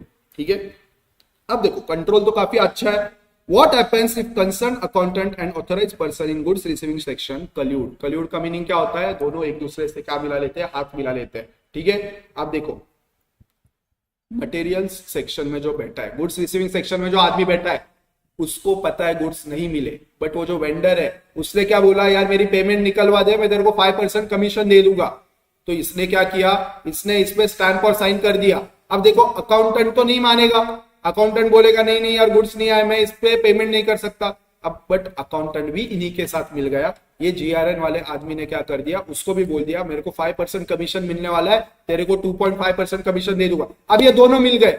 अब देखो अब विदाउट साइन भी पेमेंट हो जाएगी, राइट, क्योंकि अकाउंटेंट चेक ही नहीं करेगा स्टैंप पर साइन है या नहीं, या बहुत बार विदाउट मटेरियल रिसीविंग भी पेमेंट्स हो जाएंगे, क्योंकि ये दोनों क्या हो गए, कल्यूड हो गए। अब ये सारी चीजें तो ऑडिटर कुछ नहीं कर सकता ना, देखो कंट्रोल, ऑडिटर कंट्रोल चेक कर सकता है या नहीं, बट वो कंट्रोल ऑपरेट हो रहा है या नहीं इफेक्टिवली, उसको चेक करने के लिए वो सैंपलिंग ही करेगा, वो हर वक्त तो चेक नहीं कर पाएगा। सो ये सारे क्या बन जाते हैं, inherent limitations. Nature of audit procedures, देखो अब nature of audit procedures second inherent limitation कैसे है, हम सारे ट्रांजैक्शंस का ऑडिट प्रैक्टिकली नहीं कर पाएंगे। मैंने अभी बोला अगर हमें कोई भी कंपनी का ठीक से ऑडिट करना है तो 2 से 3 साल लगेंगे, इतना तो टाइम हमें गवर्नमेंट भी नहीं देता। गवर्नमेंट ने हमें मैक्सिमम टाइम दिया है 6 मंथ्स। कितना टाइम दिया है, 6 मंथ्स। अगर 31 मार्च को फाइनेंशियल ईयर एंड होता है तो आपको ऑडिट रिपोर्ट देनी पड़ती है 38 सितंबर तक। 6 मंथ्स के अंदर आपको ऑडिट रिपोर्ट देना है। सर 6 महीने में कैसे देंगे, अब यही तो एक इनहेरेंट लिमिटेशन बन जाता है। तो क्या करना पड़ता है, फिर आपको कुछ चीजें सैंपल बेसिस पे देखनी पड़ती है। क्या करना पड़ता है, सैंपल बेसिस पे देखना पड़ता है, राइट। अब सैंपल बेसिस पे देखने में प्रॉब्लम क्या है, सर सैंपल में कोई चीज गलत नहीं मिली, बट हो सकता है बचे हुए पॉपुलेशन में कुछ चीज गलत हो, राइट। क्या हो सकता है, बचे हुए पॉपुलेशन में कोई चीज गलत हो। अब इसका प्रॉब्लम क्या हो जाता है, because of the nature of audit procedures only, अगर सैंपल में कोई इश्यू नहीं है ना तो आप बोलोगे पॉपुलेशन में भी कोई इश्यू नहीं है।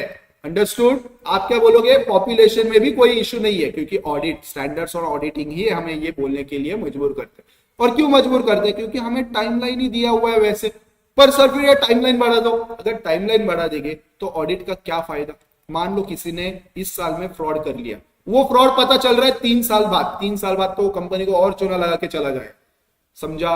तो हमें इसीलिए क्विकली ऑडिट करना है। अगर क्विकली ऑडिट करना है तो कुछ चीजें शायद हमें छोड़नी पड़ेगी, कुछ चीजें हमें देखनी पड़ेगी। जो चीजें छोड़ रहे हैं हमें इंश्योर करना पड़ेगा, उस पर हमें इतना तो भरोसा है कि जो चीजें छोड़ रहे हैं उसमें कुछ मटेरियल मिसस्टेटमेंट नहीं होगा। चलो आगे बढ़ते।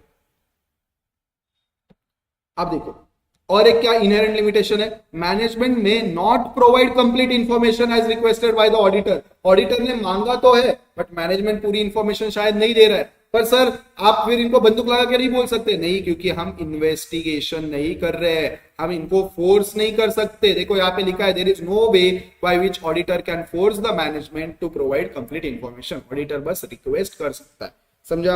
अगर मैनेजमेंट डिसऑनेस्ट है, अनस्क्रपलस है, यहाँ के लोग ही फ्रॉड कर रहे हैं, मैनेजमेंट ही फ्रॉड कर रहा है और वो झूठ झूठ बता रहा है आपको, तो ऑडिटर की क्या गलती है इसमें? देखो, तो ये सारी चीजें हम as an inherent limitation check नहीं कर सकते। देखो यहाँ पे भी लिखा है not in the nature of investigation, हम इन्वेस्टिगेशन नहीं कर रहे हैं, हम ऑडिट कर रहे हैं। तो ऑडिट करते वक्त तो सर सिंपल सी बात है, हमें कुछ चीजें तो ऐसी है जो हमारे इनहेरेंट लिमिटेशन की वजह से हम वो डॉक्यूमेंट का, अभी जैसे कोई भी डॉक्यूमेंट है, अब वो जेन्युइन है या नहीं चेक कर पाएंगे सर, हमारा काम नहीं है वो चेक करना। That becomes N inherent limitation. Timeliness of financial reporting and decrease in relevance of information over time. जैसे मैंने बोला, देखो सबसे पहले तो फाइनेंशियल रिपोर्टिंग के टाइमलाइन डिसाइड किए हुए होते हैं, हमें ऑडिट कब तक खत्म कर रहा है वो भी डिसाइड किया होता है। अब प्रॉब्लम क्या होती है, अगर आप ये ज्यादा देर के लिए एक्सटेंड करोगे, तो जैसे मैंने बोला 2 साल बाद आपको पता चलेगा कि 2 साल पहले किसने फ्रॉड किया, तब तक तो आदमी कंपनी छोड़ के निकल गया होगा, पैसे भी उड़ा दिए होंगे, कुछ नहीं कर पाओगे। और सेकेंड इंपॉर्टेंट चीज, अगर मान लो आप कुछ ऑडिट कर रहे हो, ठीक है, अब ये भी एक important aspect and inherent limitation बन जाता है, कॉस्ट एंड बेनिफिट एनालिसिस। क्या बोलते हैं इसे? Cost and benefit. मान लो मैं 10 लाख के इन्वेंट्री का ऑडिट कर रहा हूं, 10 लाख के इन्वेंट्री का ऑडिट कर रहा हूं, 9,90,000 की इन्वेंट्री मेरे एक फैक्ट्री के यहाँ पे ही पड़ी है, जहां पे मैं ऑडिट कर रहा हूँ वहां पे ही पड़ी है, वहां पे तो मैं जाके चेक कर सकता हूँ। 10,000 की इन्वेंट्री है, चेन्नई में है। कहां पे है? चेन्नई में। For the Chennai students, I am from Pune, so that's why I am saying it's in Chennai.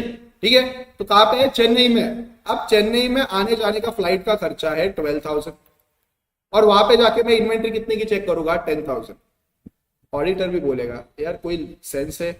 Obviously not. हाँ, अगर वहां पे 1 लाख की इन्वेंट्री होती तो शायद मैं जाके एक बार चेक करके आता, बट सर इन्वेंट्री जितने की है उससे ज्यादा तो खर्चा आने जाने में ही हो जाएगा, तो then we will have to leave that aside and that becomes one of the inherent limitations. चलो अब आगे बढ़ते हैं।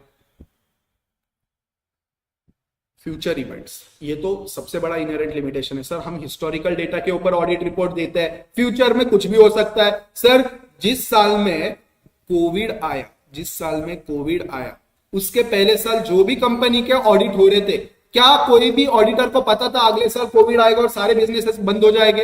Obviously not.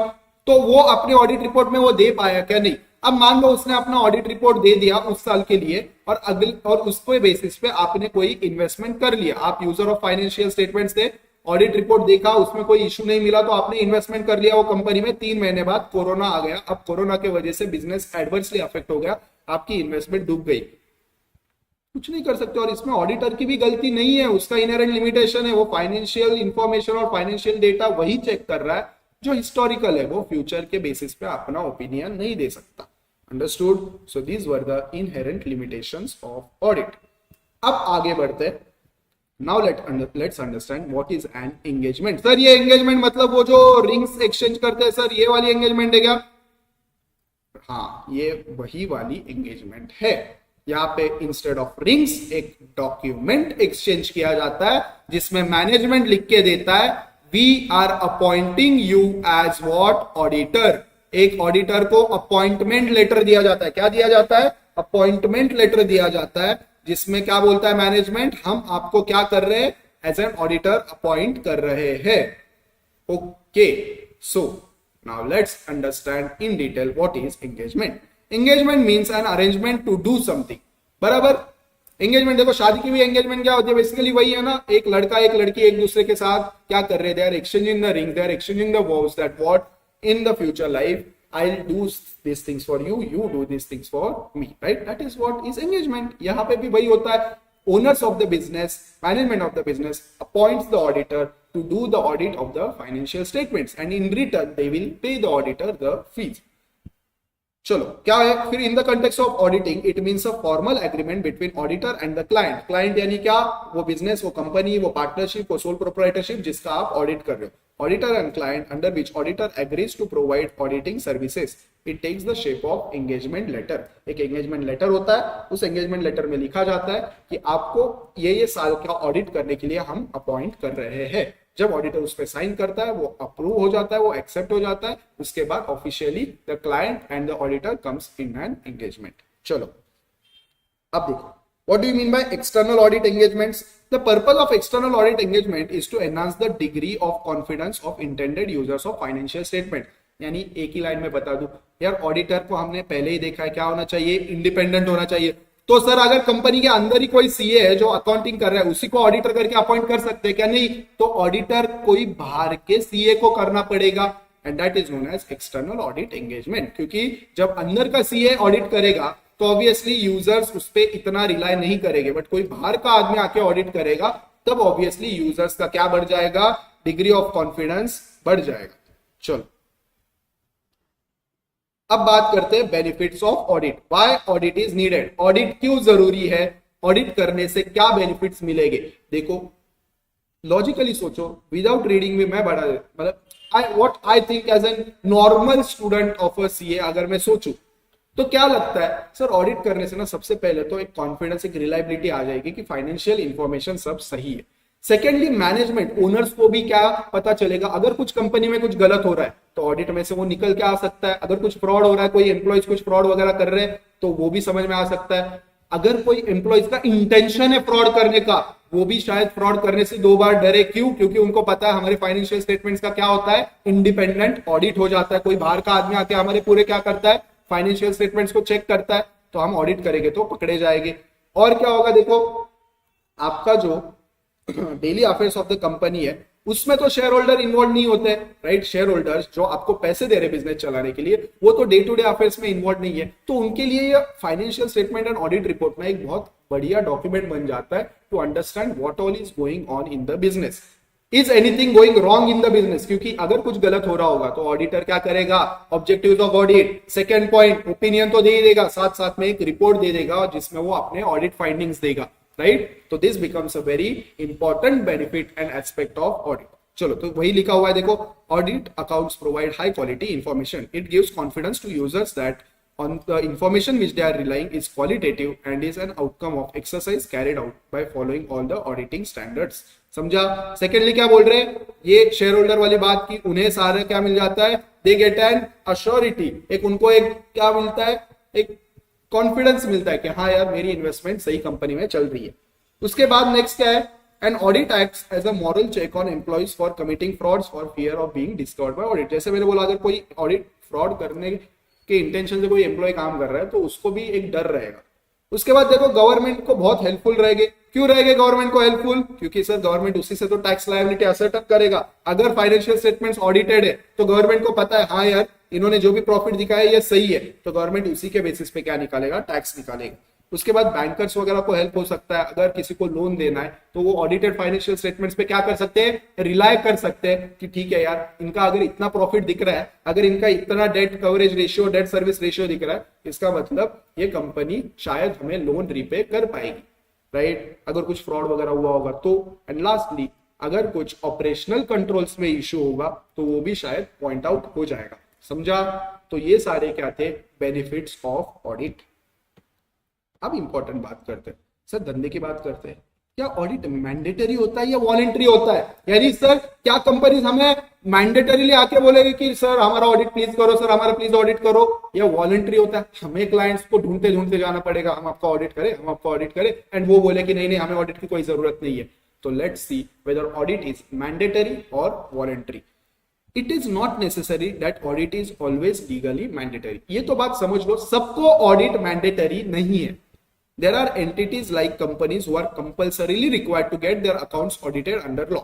But law में कुछ स्पेसिफिक कैटेगरी ऑफ कंपनीज बोले गए जिनको क्या है, ऑडिट कंपलसरी। सर कौन से कैटेगरीज है, आगे पढ़ेंगे, थ्रेशोल्ड लिमिट्स वगैरह दिए गए, ठीक है? चलो, दो audit is not always mandatory, many entities may get their accounts audited voluntarily because of benefits from the process of audit. हमने देखे थे बहुत अच्छे बेनिफिट्स है सर, पूरा एक कॉन्फिडेंस आ जाएगा हमारे पूरे फाइनेंशियल सिस्टम में कंपनी के। तो बहुत सारे कंपनीज, बहुत सारे बिजनेसेस वॉलंटरीली ऑडिट करवा के लेते हैं। Many such concerns have their internal rules requiring audit due to advantages flowing from audit। जैसे कोई भी बाहर की कंपनी होती है ना, अब ये मैं जब ऑडिट करता था मैंने ये देखा था, कोई भी मल्टीनेशनल कंपनी होती है ना, कोई भी मल्टीनेशनल कंपनी अगर वो इंडिया का उनका कोई सब्सिडियरी है, क्या इंडिया में कोई सब्सिडियरी है, या इंडिया में मान लो कोई कंपनी के साथ उनको बिजनेस करना है, क्या करना है, इंडिया में कोई कंपनी के साथ बिजनेस करना है, वो कंपनी इनको कंपलसरीली क्या बोलेगी, आप हमें आपका ऑडिटेड फाइनेंशियल स्टेटमेंट्स भेजो। क्यों? क्योंकि जब ये कंपनी ऑडिट करवाती है तब इनको भरोसा आता है, बाहर के फॉरेन फिरंगियों को क्या भरोसा आता है, कि ठीक है हम जिनके साथ ट्रांजैक्शन कर रहे हैं वो भरोसेमंद लोग हैं, इनका इंडिपेंडेंटली किसी ने आके ऑडिट किया हुआ है, इनके यहाँ पे कोई फ्रॉड वगैरह नहीं है। अंडरस्टूड? चलो अब आगे बात करते हैं, who appoints the auditor. Auditor को कौन अपॉइंट करता है सर? किसके हाथ में होता है ऑडिटर को अपॉइंट करना? लॉजिकली ओनर के हाथ में होना चाहिए, जो कंपनी का ओनर है उसी के तो हाथ में होना चाहिए ऑडिटर को अपॉइंट करना। तो देखो generally auditor is appointed by owners और in some cases by constitutional और government authorities in accordance with the applicable laws and regulation. ठीक है, अगर समरी में बताओ तो देखो सारे कंपनीज, नॉन गवर्नमेंट कंपनीज का ऑडिटर को कौन अपॉइंट करता है? मेंबर्स यानी शेयर होल्डर्स। कौन अपॉइंट करते हैं? Share holders. कहां पे? एनुअल जनरल मीटिंग में, यानी इनकी जो साल में एक दो बार ये जो मीटिंग्स होती है उस मीटिंग में बैठ के ये क्या करेंगे? ऑडिटर को अपॉइंट करेंगे। समझा? बट अगर कोई गवर्नमेंट कंपनी होगी इंडिया में तो उसको C&AG that is controller and auditor general नाम का क्या है? एक इंडिपेंडेंट कॉन्स्टिट्यूशनल अथॉरिटी है जो गवर्नमेंट ने बना रखी है। ये अथॉरिटी क्या करती है? ऑडिटर को अपॉइंट करती है फॉर गवर्नमेंट कंपनी। ठीक है, यानी सर गवर्नमेंट कंपनी के लिए C&AG अपॉइंट करेगा एंड बाकी सारे कंपनीज के लिए शेयर होल्डर्स या मेंबर्स अपॉइंट करेंगे। चलो परफेक्ट। अगर पार्टनरशिप होगा सर कौन करेगा? सर पार्टनर्स करेंगे। अंडरस्टूड? सोल प्रोपराइटर होगा, सर सोल प्रोपराइटर करेगा। अंडरस्टूड? तो चलो आगे बढ़ते हैं। अब to whom the report is submitted by an auditor. Sir क्या बेहुदा सवाल है, जिन्होंने अपॉइंट किया उन्हीं को तो रिपोर्ट सबमिट करना पड़ेगा। सर अपॉइंट कर रहा है ओनर, रिपोर्ट दे रहे हो आप एम्प्लॉय को, वो ओनर बोलेगा जहां मैं पैसे नहीं देता। अंडरस्टूड? यार ये देना तो उन्हीं को चाहिए जिन्होंने आपको अपॉइंट किया है। The outcome of an audit is written audit report in which auditor expresses an opinion. The report is submitted to the person making the appointment. बहुत लॉजिकल सी बात है सर, जिसने आपको अपॉइंट किया उसी को तो आप ऑडिट रिपोर्ट दोगे। देखो फिर कंपनीज के केस में किसको दिया जाता है? शेयर होल्डर्स को दिया जाता है। समझा? पार्टनरशिप के केस में पार्टनर्स को दिया जाता है। चलो आगे बढ़ते हैं। चलो अब ये कुछ केस स्टडीज दी है, मैं केस स्टडीज के लिए अलग से लास्ट में ना after the entire chapters are discussed मैं केस स्टडीज का एक अलग से वीडियो बनाने वाला हूं। Please follow the YouTube channel, press the bell icon ताकि आपको वो नोटिफिकेशन आ जाए। ये केस स्टडीज अभी डिस्कस करने का कोई सेंस नहीं है। क्यों? क्योंकि आप एग्जाम तक वापस भूल जाओगे। इसको एग्जाम के पहले केस स्टडीज वाला लेक्चर अलग से देख लेना, तब वो मैं सारे इंपॉर्टेंट केस स्टडीज को एक ही साथ में एक ही लेक्चर में क्या करेंगे? अच्छे से पूरा डिस्कस करेंगे। तो अभी के लिए केस स्टडीज को क्या करो? छोड़ो। ठीक है, चलो आगे बढ़ते हैं। इजी केस स्टडीज है वैसे, बट अभी के लिए I don't want you to waste your time in reading something which anyways you are not going to remember in 2-3 months time. Meaning of assurance engagement. Assurance engagement यानी ही होता है audit engagement. देखो assurance engagement means an engagement in which a practitioner expresses the conclusion designed to enhance the degree of confidence of the intended users other than the responsible party about the outcome of the evaluation or measurement of a subject matter against criteria। यानी समझने का try करो क्या बोला जाता है। Assurance engagement यानी क्या है? आपको अपॉइंट किस लिए किया जा रहा है? आपको इसलिए एंगेजमेंट में अपॉइंट किया जा रहा है, हमारा इंटेंशन आपको अपॉइंट करने का ये है कि आप हमारा क्या करो? ऑडिट करके give us an enhanced degree of confidence. आप हमें क्या मिले? हमें हमारा आउटकम क्या है? हम ये एंगेजमेंट, हम ये ऑडिट क्यों करवाना चाहते हैं? So that we get an assurance, हमें एक कॉन्फिडेंस मिले, हमारे यूजर्स को एक कॉन्फिडेंस मिले कि कंपनी के फाइनेंशियल स्टेटमेंट्स में कोई भी गड़बड़ नहीं है। देखो अश्योरेंस एंगेजमेंट इसलिए बोला जाता है क्योंकि यहाँ पे जो अपॉइंट कर रहा है ना, उसका इंटेंशन बस ये नहीं है कि तुम मेरे लिए चेक करके बताओ। उसका इंटेंशन ये है कि ये जो भी यूजर्स ऑफ फाइनेंशियल स्टेटमेंट है ना, उनको एक क्या मिले? एनहांस डिग्री ऑफ कॉन्फिडेंस मिले कि जो भी कंपनी फाइनेंशियल स्टेटमेंट्स बना रही है उसमें कोई भी इश्यू नहीं है। क्योंकि देखो लॉजिकली सोचो, पार्टनरशिप के जो पार्टनर्स है, अब सारा पार्टनर्स ने कुछ गड़बड़ कर दिया, उसने ऑडिटर को अपॉइंट किया, रिपोर्ट भी इसी को जाएगा। समझ रहे हो? अब अगर उसका अश्योरेंस एंगेजमेंट, तो वो क्यों बना रहा है? कल कोई कंपनी या कोई बिजनेस पार्टनरशिप फर्म के साथ क्या करना चाहता है? पार्टनरशिप बिजनेस के साथ क्या करना चाहता है? कोई बिजनेस या ट्रांजैक्शन करना चाहता है, और वो क्या बोलते हैं? आप एक अश्योरेंस एंगेजमेंट कर लो, एक ऑडिटर के साथ क्या कर लो? Assurance engagement. अब ये पार्टनर्स ऑडिटर को अपॉइंट करते हो क्या बोल रहे हैं? आप हमें ऑडिट इसलिए करके दो ताकि ये जो हमारे यूजर्स है इनका हमारे फाइनेंशियल स्टेटमेंट्स में क्या बढ़े, डिग्री ऑफ कॉन्फिडेंस बढ़ जाए। समझा? तो चलो, तो देखो what are the elements of an assurance engagement. क्या क्या चीजें होती है अश्योरेंस एंगेजमेंट में? देखो, following elements comprise an assurance engagement. सबसे पहले, a three party relationship involving a practitioner, a responsible party and intended users. देखो कौन कौन होता है? प्रैक्टिशनर यानी जो ऑडिट करने वाला है, रिस्पॉन्सिबल पार्टी यानी जो आपको अपॉइंट कर रहा है, एंड इंटेंडेड यूजर्स यानी जो यूजर्स ऑफ फाइनेंशियल स्टेटमेंट है। देखो, an assurance engagement involves above said three parties. A practitioner is a person who provides the assurance. आप हो यानी जो ऑडिटर है। The term practitioner is broader than auditor. Audit is related to historical information, whereas practitioner may provide assurance, not necessarily related to historical financial information. देखो ये क्या बोल रहा है, ऑडिटर से ये बढ़ के वर्ड है प्रैक्टिशनर, क्योंकि ये बस हिस्टोरिकल इंफॉर्मेशन नहीं हो सकता है, कोई ऐसा अश्योरेंस एंगेजमेंट हो जिसमें आपको कोई फ्यूचर फाइनेंशियल इंफॉर्मेशन के बारे में भी ओपिनियन देने के लिए बोला गया हो, तो ये अश्योरेंस एंगेजमेंट है, ये ऑडिट नहीं। इसमें आपको एक कोई भी चीज के ऊपर अश्योरेंस देने के लिए अपॉइंट किया जा रहा है, ठीक है। अ responsible party is the party responsible for preparation of subject matter. मान लो आपको एक अश्योरेंस देना है कि एक प्रोजेक्ट रिपोर्ट है, क्या है, एक बिजनेस का प्रोजेक्ट रिपोर्ट है, ठीक है। ये प्रोजेक्ट रिपोर्ट में क्या करना है, दिया गया है कि बिजनेस सब कुछ ये करता है, ठीक है, ये सारी इंफॉर्मेशन है। अब आपको अश्योरेंस एंगेजमेंट, अभी देखो ये प्रोजेक्ट रिपोर्ट बनाने का काम किसका है, हो सकता है मैनेजमेंट का, पार्टनरशिप में पार्टनर्स का है। आप हो प्रैक्टिशनर जो ये चेक करोगे कि प्रोजेक्ट रिपोर्ट सब सही से बना है, सब उसमें इंफॉर्मेशन सही से डाली है क्या। एंड इंटेंडेड यूजर्स कौन हो सकता है, समझो कोई बैंक है जो वो प्रोजेक्ट रिपोर्ट देख के क्या देने वाली है, लोन वगैरह देने वाली है। तो ये क्या बन गया आपका थ्री पार्टी रिलेशनशिप। समझा? थ्री पार्टी रिलेशनशिप कौन कौन है, एक तो हो गया प्रैक्टिशनर यानी आप, एक हो गया रिस्पॉन्सिबल पार्टी जो रिस्पॉन्सिबल है वो सारी इंफॉर्मेशन, ये सारा डेटा बनाने के लिए, जो डेटा आपको चेक करना है वो बनाएगा भी तो कोई तो सही, तो वो होगी रिस्पॉन्सिबल पार्टी। और आप देखो रिस्पॉन्सिबल पार्टी ने बनाया, प्रैक्टिशनर ने चेक किया, किसके लिए, इंटेंडेड यूजर्स के लिए, ठीक है। चलो, an appropriate subject matter, it refers to the information to be examined by the practitioner. For example, financial information contained in financial statements while conducted audit of financial. Subject matter बहुत clear होना जरूरी है, क्योंकि ये subject matter के ऊपर ही auditor या practitioner अपना क्या देने वाला है, ओपिनियन देने वाला है। तो देखो अगर सब्जेक्ट मैटर वेग है, हमें अपने फाइनेंशियल इंफॉर्मेशन के ऊपर ओपिनियन दे दो, अरे फाइनेंशियल इंफॉर्मेशन मतलब बहुत सारी चीजें आ गई, कौन से साल का, किस पीरियड का, किस एंटिटी का, ये सब चीजें मेंशन होना बहुत जरूरी है। तो सब्जेक्ट मैटर क्या होना चाहिए, क्लियर होना चाहिए। सबसे पहले अश्योरेंस एग्रीमेंट में क्या होना चाहिए, थ्री पार्टी रिलेशनशिप, फिर होना चाहिए एक appropriate subject matter, suitable criteria, मतलब क्या, this refers to benchmark used to evaluate the subject matter like standards, guidance, laws and regulations. समझा? यानी जो भी आप बेंचमार्क वगैरह यूज कर रहे हो to evaluate the subject matter, वो क्या होना चाहिए, should be suitable, sufficient, appropriate evidence.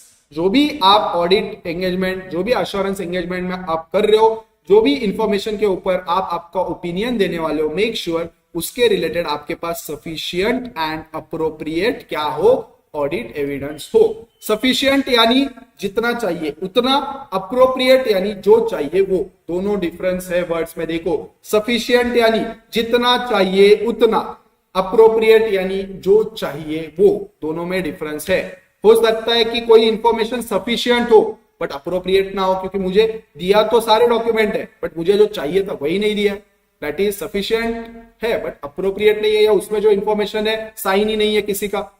Invoice मांगा था, इनवॉइस दे दिया, सफिशिएंट है बट उसमें साइन ही नहीं है, इज इट अप्रोप्रिएट, नो। समझा? या तो मैंने इनवॉइस एंड जीआरएन मांगा, इनवॉइस दे दिया, साइन भी है, इनवॉइस भी है, अप्रोप्रिएट है बट सफिशिएंट है क्या, नहीं, मुझे साथ में जीआरएन भी चाहिए। तो क्या होना चाहिए, ऑडिट एविडेंस दोनों होने चाहिए, सफिशिएंट एंड अप्रोप्रिएट। चलो आगे बढ़ते।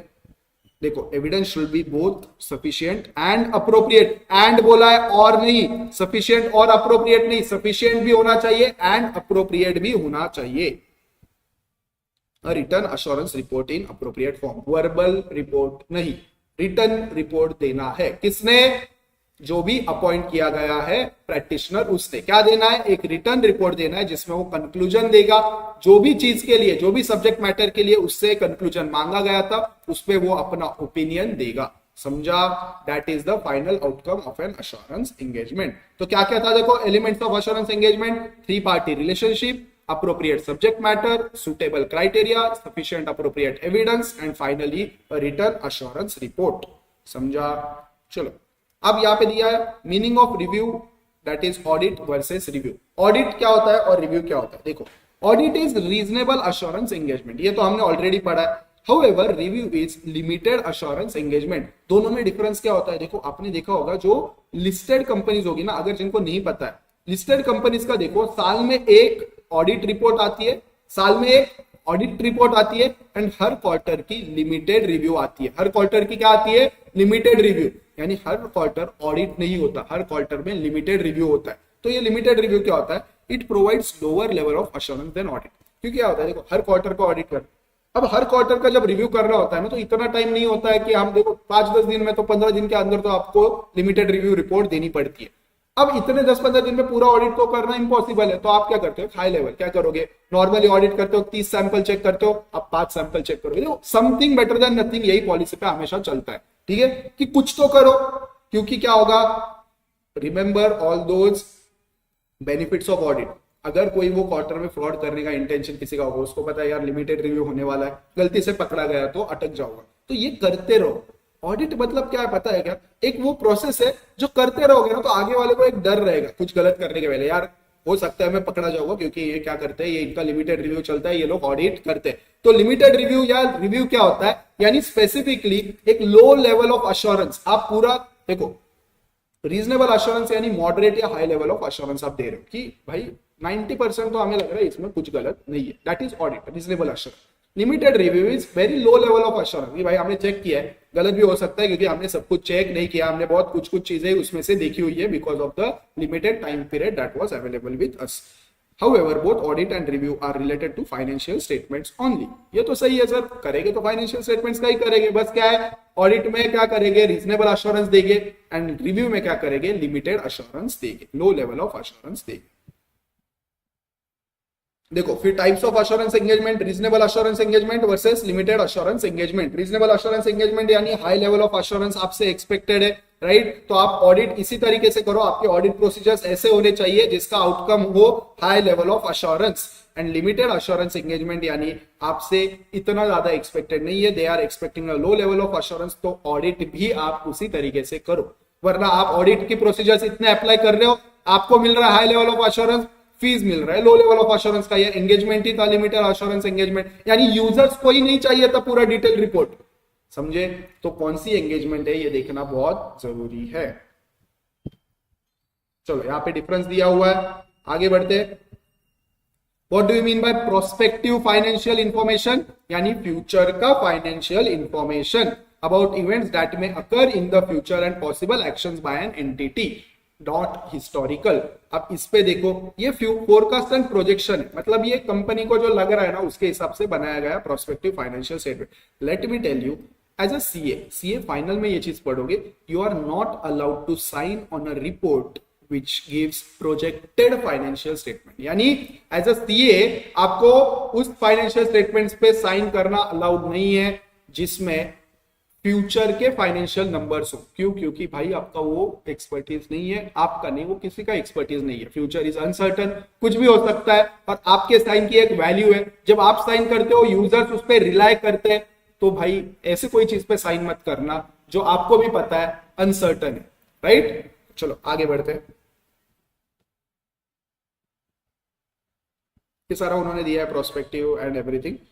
चलो तो देखो, assurance engagement, reasonable assurance engagement यानी ऑडिट, लिमिटेड अश्योरेंस एंगेजमेंट यानी रिव्यू. समझा? Assurance engagement dealing with matters other than historical information, यानी अगर कोई प्रोस्पेक्टिव फाइनेंशियल इंफॉर्मेशन का आपको क्या करने बोला है, बस एक रिव्यू करने बोला है, तो that becomes your other than historical financial information वाला क्या एंगेजमेंट. अब बात करते हैं qualities of auditor. What are the qualities of auditor? सबसे पहले आप ही सोचो, एक ऑडिटर में क्या क्या क्वालिटीज होनी चाहिए. सर सबसे पहले तो ना देखो, वो होना चाहिए एक जेन्युइनली स्मार्ट आदमी, राइट? ऐसा आदमी ना हो जिसको खुद ही नॉलेज ना हो, एक नॉलेजेबल पर्सन होना चाहिए. Secondly sir, he should have some tacts to get the information. देखो ऑडिट मतलब भले ही वो इन्वेस्टिगेशन ना है, बट थोड़ा बार तो आपको इन्वेस्टिगेटिव क्वालिटीज में रखनी पड़ेगी. टैक्ट होने चाहिए कुछ, यार कैसे इंफॉर्मेशन निकालू इससे. कॉशन, केयरफुली आपको इन्फॉर्मेशन निकालनी है, आगे वाले को ऐसे ना लगे कि यार ये मेरा इंस्पेक्शन कर रहा है, ये इन्वेस्टिगेशन कर रहा है। फर्मनेस, अगर आपका कोई ओपिनियन है, अगर आपको लगता है कि जो मैं बोल रहा हूं, अगर 10% प्रोविजन है, मेरे को लगता है मेरे पास, मैंने पूरा रिसर्च किया है, मैंने पूरा एनालिसिस किया है, 10% is the right amount, you should be firm on your opinion. Good temper, भाई गुस्सा करने की बात नहीं है, आगे वाला मान नहीं रहा, 5% प्रोविजन ही बोल रहा है तो उठ के चाटा लगा दिया, नहीं, राइट। इंटीग्रिटी, यानी ऑब्वियस सी बात है, आगे चलो आपको फ्रॉड मिल गया, आगे वाला बोल रहा है 50 लाख आपको भी दे दूंगा, इंटीग्रिटी नहीं भाई, मेरा प्रोफेशन है, मैं एक सीए हूं और मैं ऐसे गलत काम नहीं करूंगा। Discretion, industry judgment, patience, clear headedness, reliability are some of the qualities, ये सारी क्वालिटीज ऑडिटर में होनी चाहिए। ट्रस्ट होना चाहिए, देखो इन जनरल ना एक ऑडिटर मतलब एक अच्छा इंसान होना चाहिए जो उसके पास नॉलेज हो और वो नॉलेज को यूज करके वो क्या कर रहा हो, वो फाइनेंशियल स्टेटमेंट्स को ढंग से अपने हिसाब से without any biasness, without any integrity issues क्या कर रहा है, ऑडिट करके दे रहा है। ठीक है, चलो अब बात करते हैं engagement and quality control standards, SQCs वगैरह होते हैं। अब देखो स्टैंडर्ड्स ऑन ऑडिटिंग क्या होते हैं, स्टैंडर्ड्स ऑन ऑडिटिंग यानी अगर आपको हिस्टोरिकल फाइनेंशियल इंफॉर्मेशन को ऑडिट करना है तो आपको एसएच के हिसाब से ऑडिट करना पड़ेगा। स्टैंडर्ड्स ऑन रिव्यू एंगेजमेंट, अभी हमने पढ़ा, अगर आपको रिव्यू करना है, रिव्यू वाली एंगेजमेंट होगी तो क्या फॉलो करोगे, एसआरईज फॉलो करोगे, क्योंकि मैंने बोला था देखो दोनों की प्रोसेस अलग होनी चाहिए। सर दोनों में अलग अलग ऑडिट प्रोसीजर होगी, क्योंकि इधर रीजनेबल अश्योरेंस देना है, इधर लिमिटेड अश्योरेंस देना है। स्टैंडर्ड ऑन अश्योरेंस एंगेजमेंट्स यानी अदर देन फाइनेंशियल इंफॉर्मेशन, अगर आपको कोई दूसरी अश्योरेंस एंगेजमेंट होगी तो वहां पे आपको स्टैंडर्ड्स ऑन अश्योरेंस एंगेजमेंट को फॉलो करना है। And standards on related services which are agreed upon procedure to information compilation and other related service engagements, यानी अगर इनके अलावा कोई नॉर्मल दूसरा कोई आपका एंगेजमेंट होगा तो वहां पे आपको एसआरएस फॉलो करना है। हमारे लिए इंपॉर्टेंट बन जाते हैं ये तीन ऊपर वाले, एसएस, एसआरईज एंड एसएईज। ठीक है, चलो अब ये क्यों बनाए गए standards, to establish a high quality standard and guidance in the areas of financial statement audit। देखो स्टैंडर्ड्स नहीं होगे ना तो आदमी खो जाएगा, उसको पता ही नहीं है कि कैसे ऑडिट करना चाहिए, क्या क्या चीजें चेक करनी चाहिए, क्या चीजें हम छोड़ सकते हैं, मटेरियलिटी कैसे डिसाइड करना चाहिए, ऑडिट टीम कितनी होनी चाहिए, ऑडिट प्लानिंग पहले करे, ऑडिट एग्जीक्यूशन पहले करे या ऑडिट रिपोर्ट पहले दे।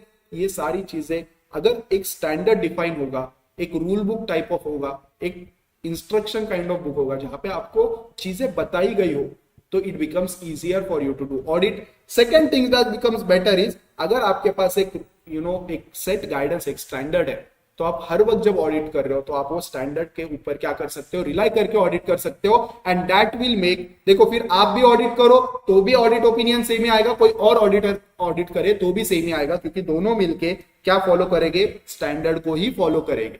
यही होता है अकाउंटिंग स्टैंडर्ड भी। देखो अकाउंटिंग स्टैंडर्ड भी क्यों बनाया था, क्योंकि कोई दो लोग अलग अलग तरीके से अकाउंटिंग ना करें। और स्टैंडर्ड्स ऑन ऑडिटिंग भी क्यों बनाए गए, ताकि कोई दो लोग अलग अलग तरीके से ऑडिट प्रोसीजर्स ना फॉलो करें।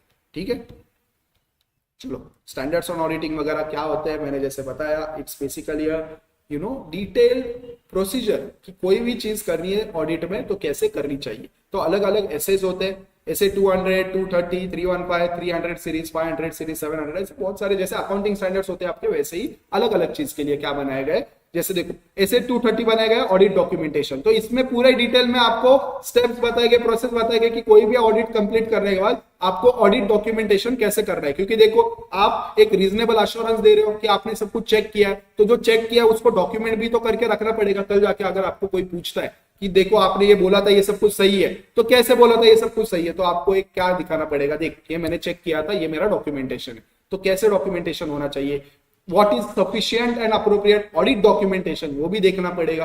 क्योंकि देखो सर बस एक इनवॉइस चेक करना और उसको डॉक्यूमेंट करना सफिशिएंट होगा क्या, नहीं। तो क्या सारे चेक करने हैं क्या, नहीं। तो वो सारी चीजें कहां पे लिखी होती है, स्टैंडर्ड्स में लिखी होती है।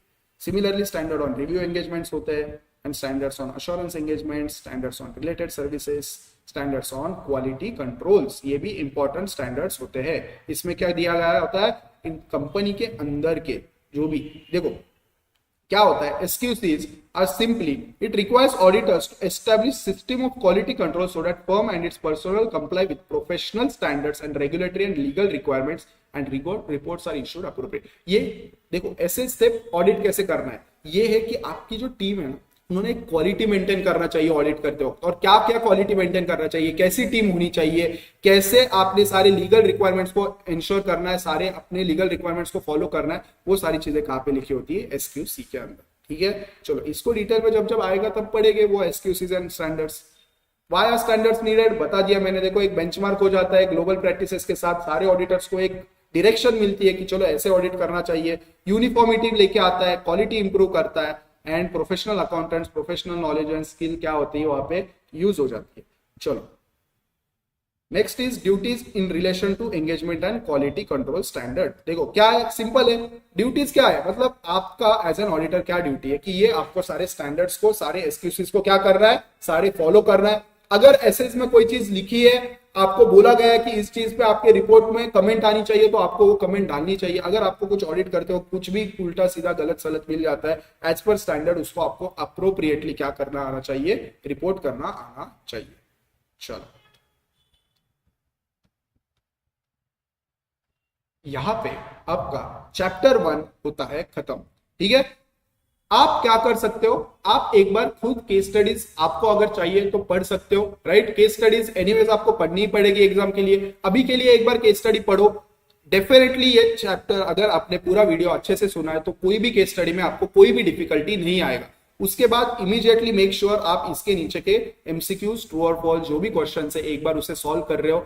I hope I was able to properly explain the entire chapter in the last 1.5 hour 2 hour video, right? ऐसे ही हर एक चैप्टर के लिए मैं क्या करूंगा, सारे वीडियोस डाल दूंगा। आपका गिन के 10 से 12 वीडियोस में पूरा मॉड्यूल कवर हो जाएगा। You don't have to worry about anything else. आपका 110% ऑडिट यहां से मैं क्या करवा दूंगा, रिवाइज करवा दूंगा। चलो, thank you guys, hope you liked it. Subscribe to my YouTube channel and share it with your friends and see you guys. Thank you.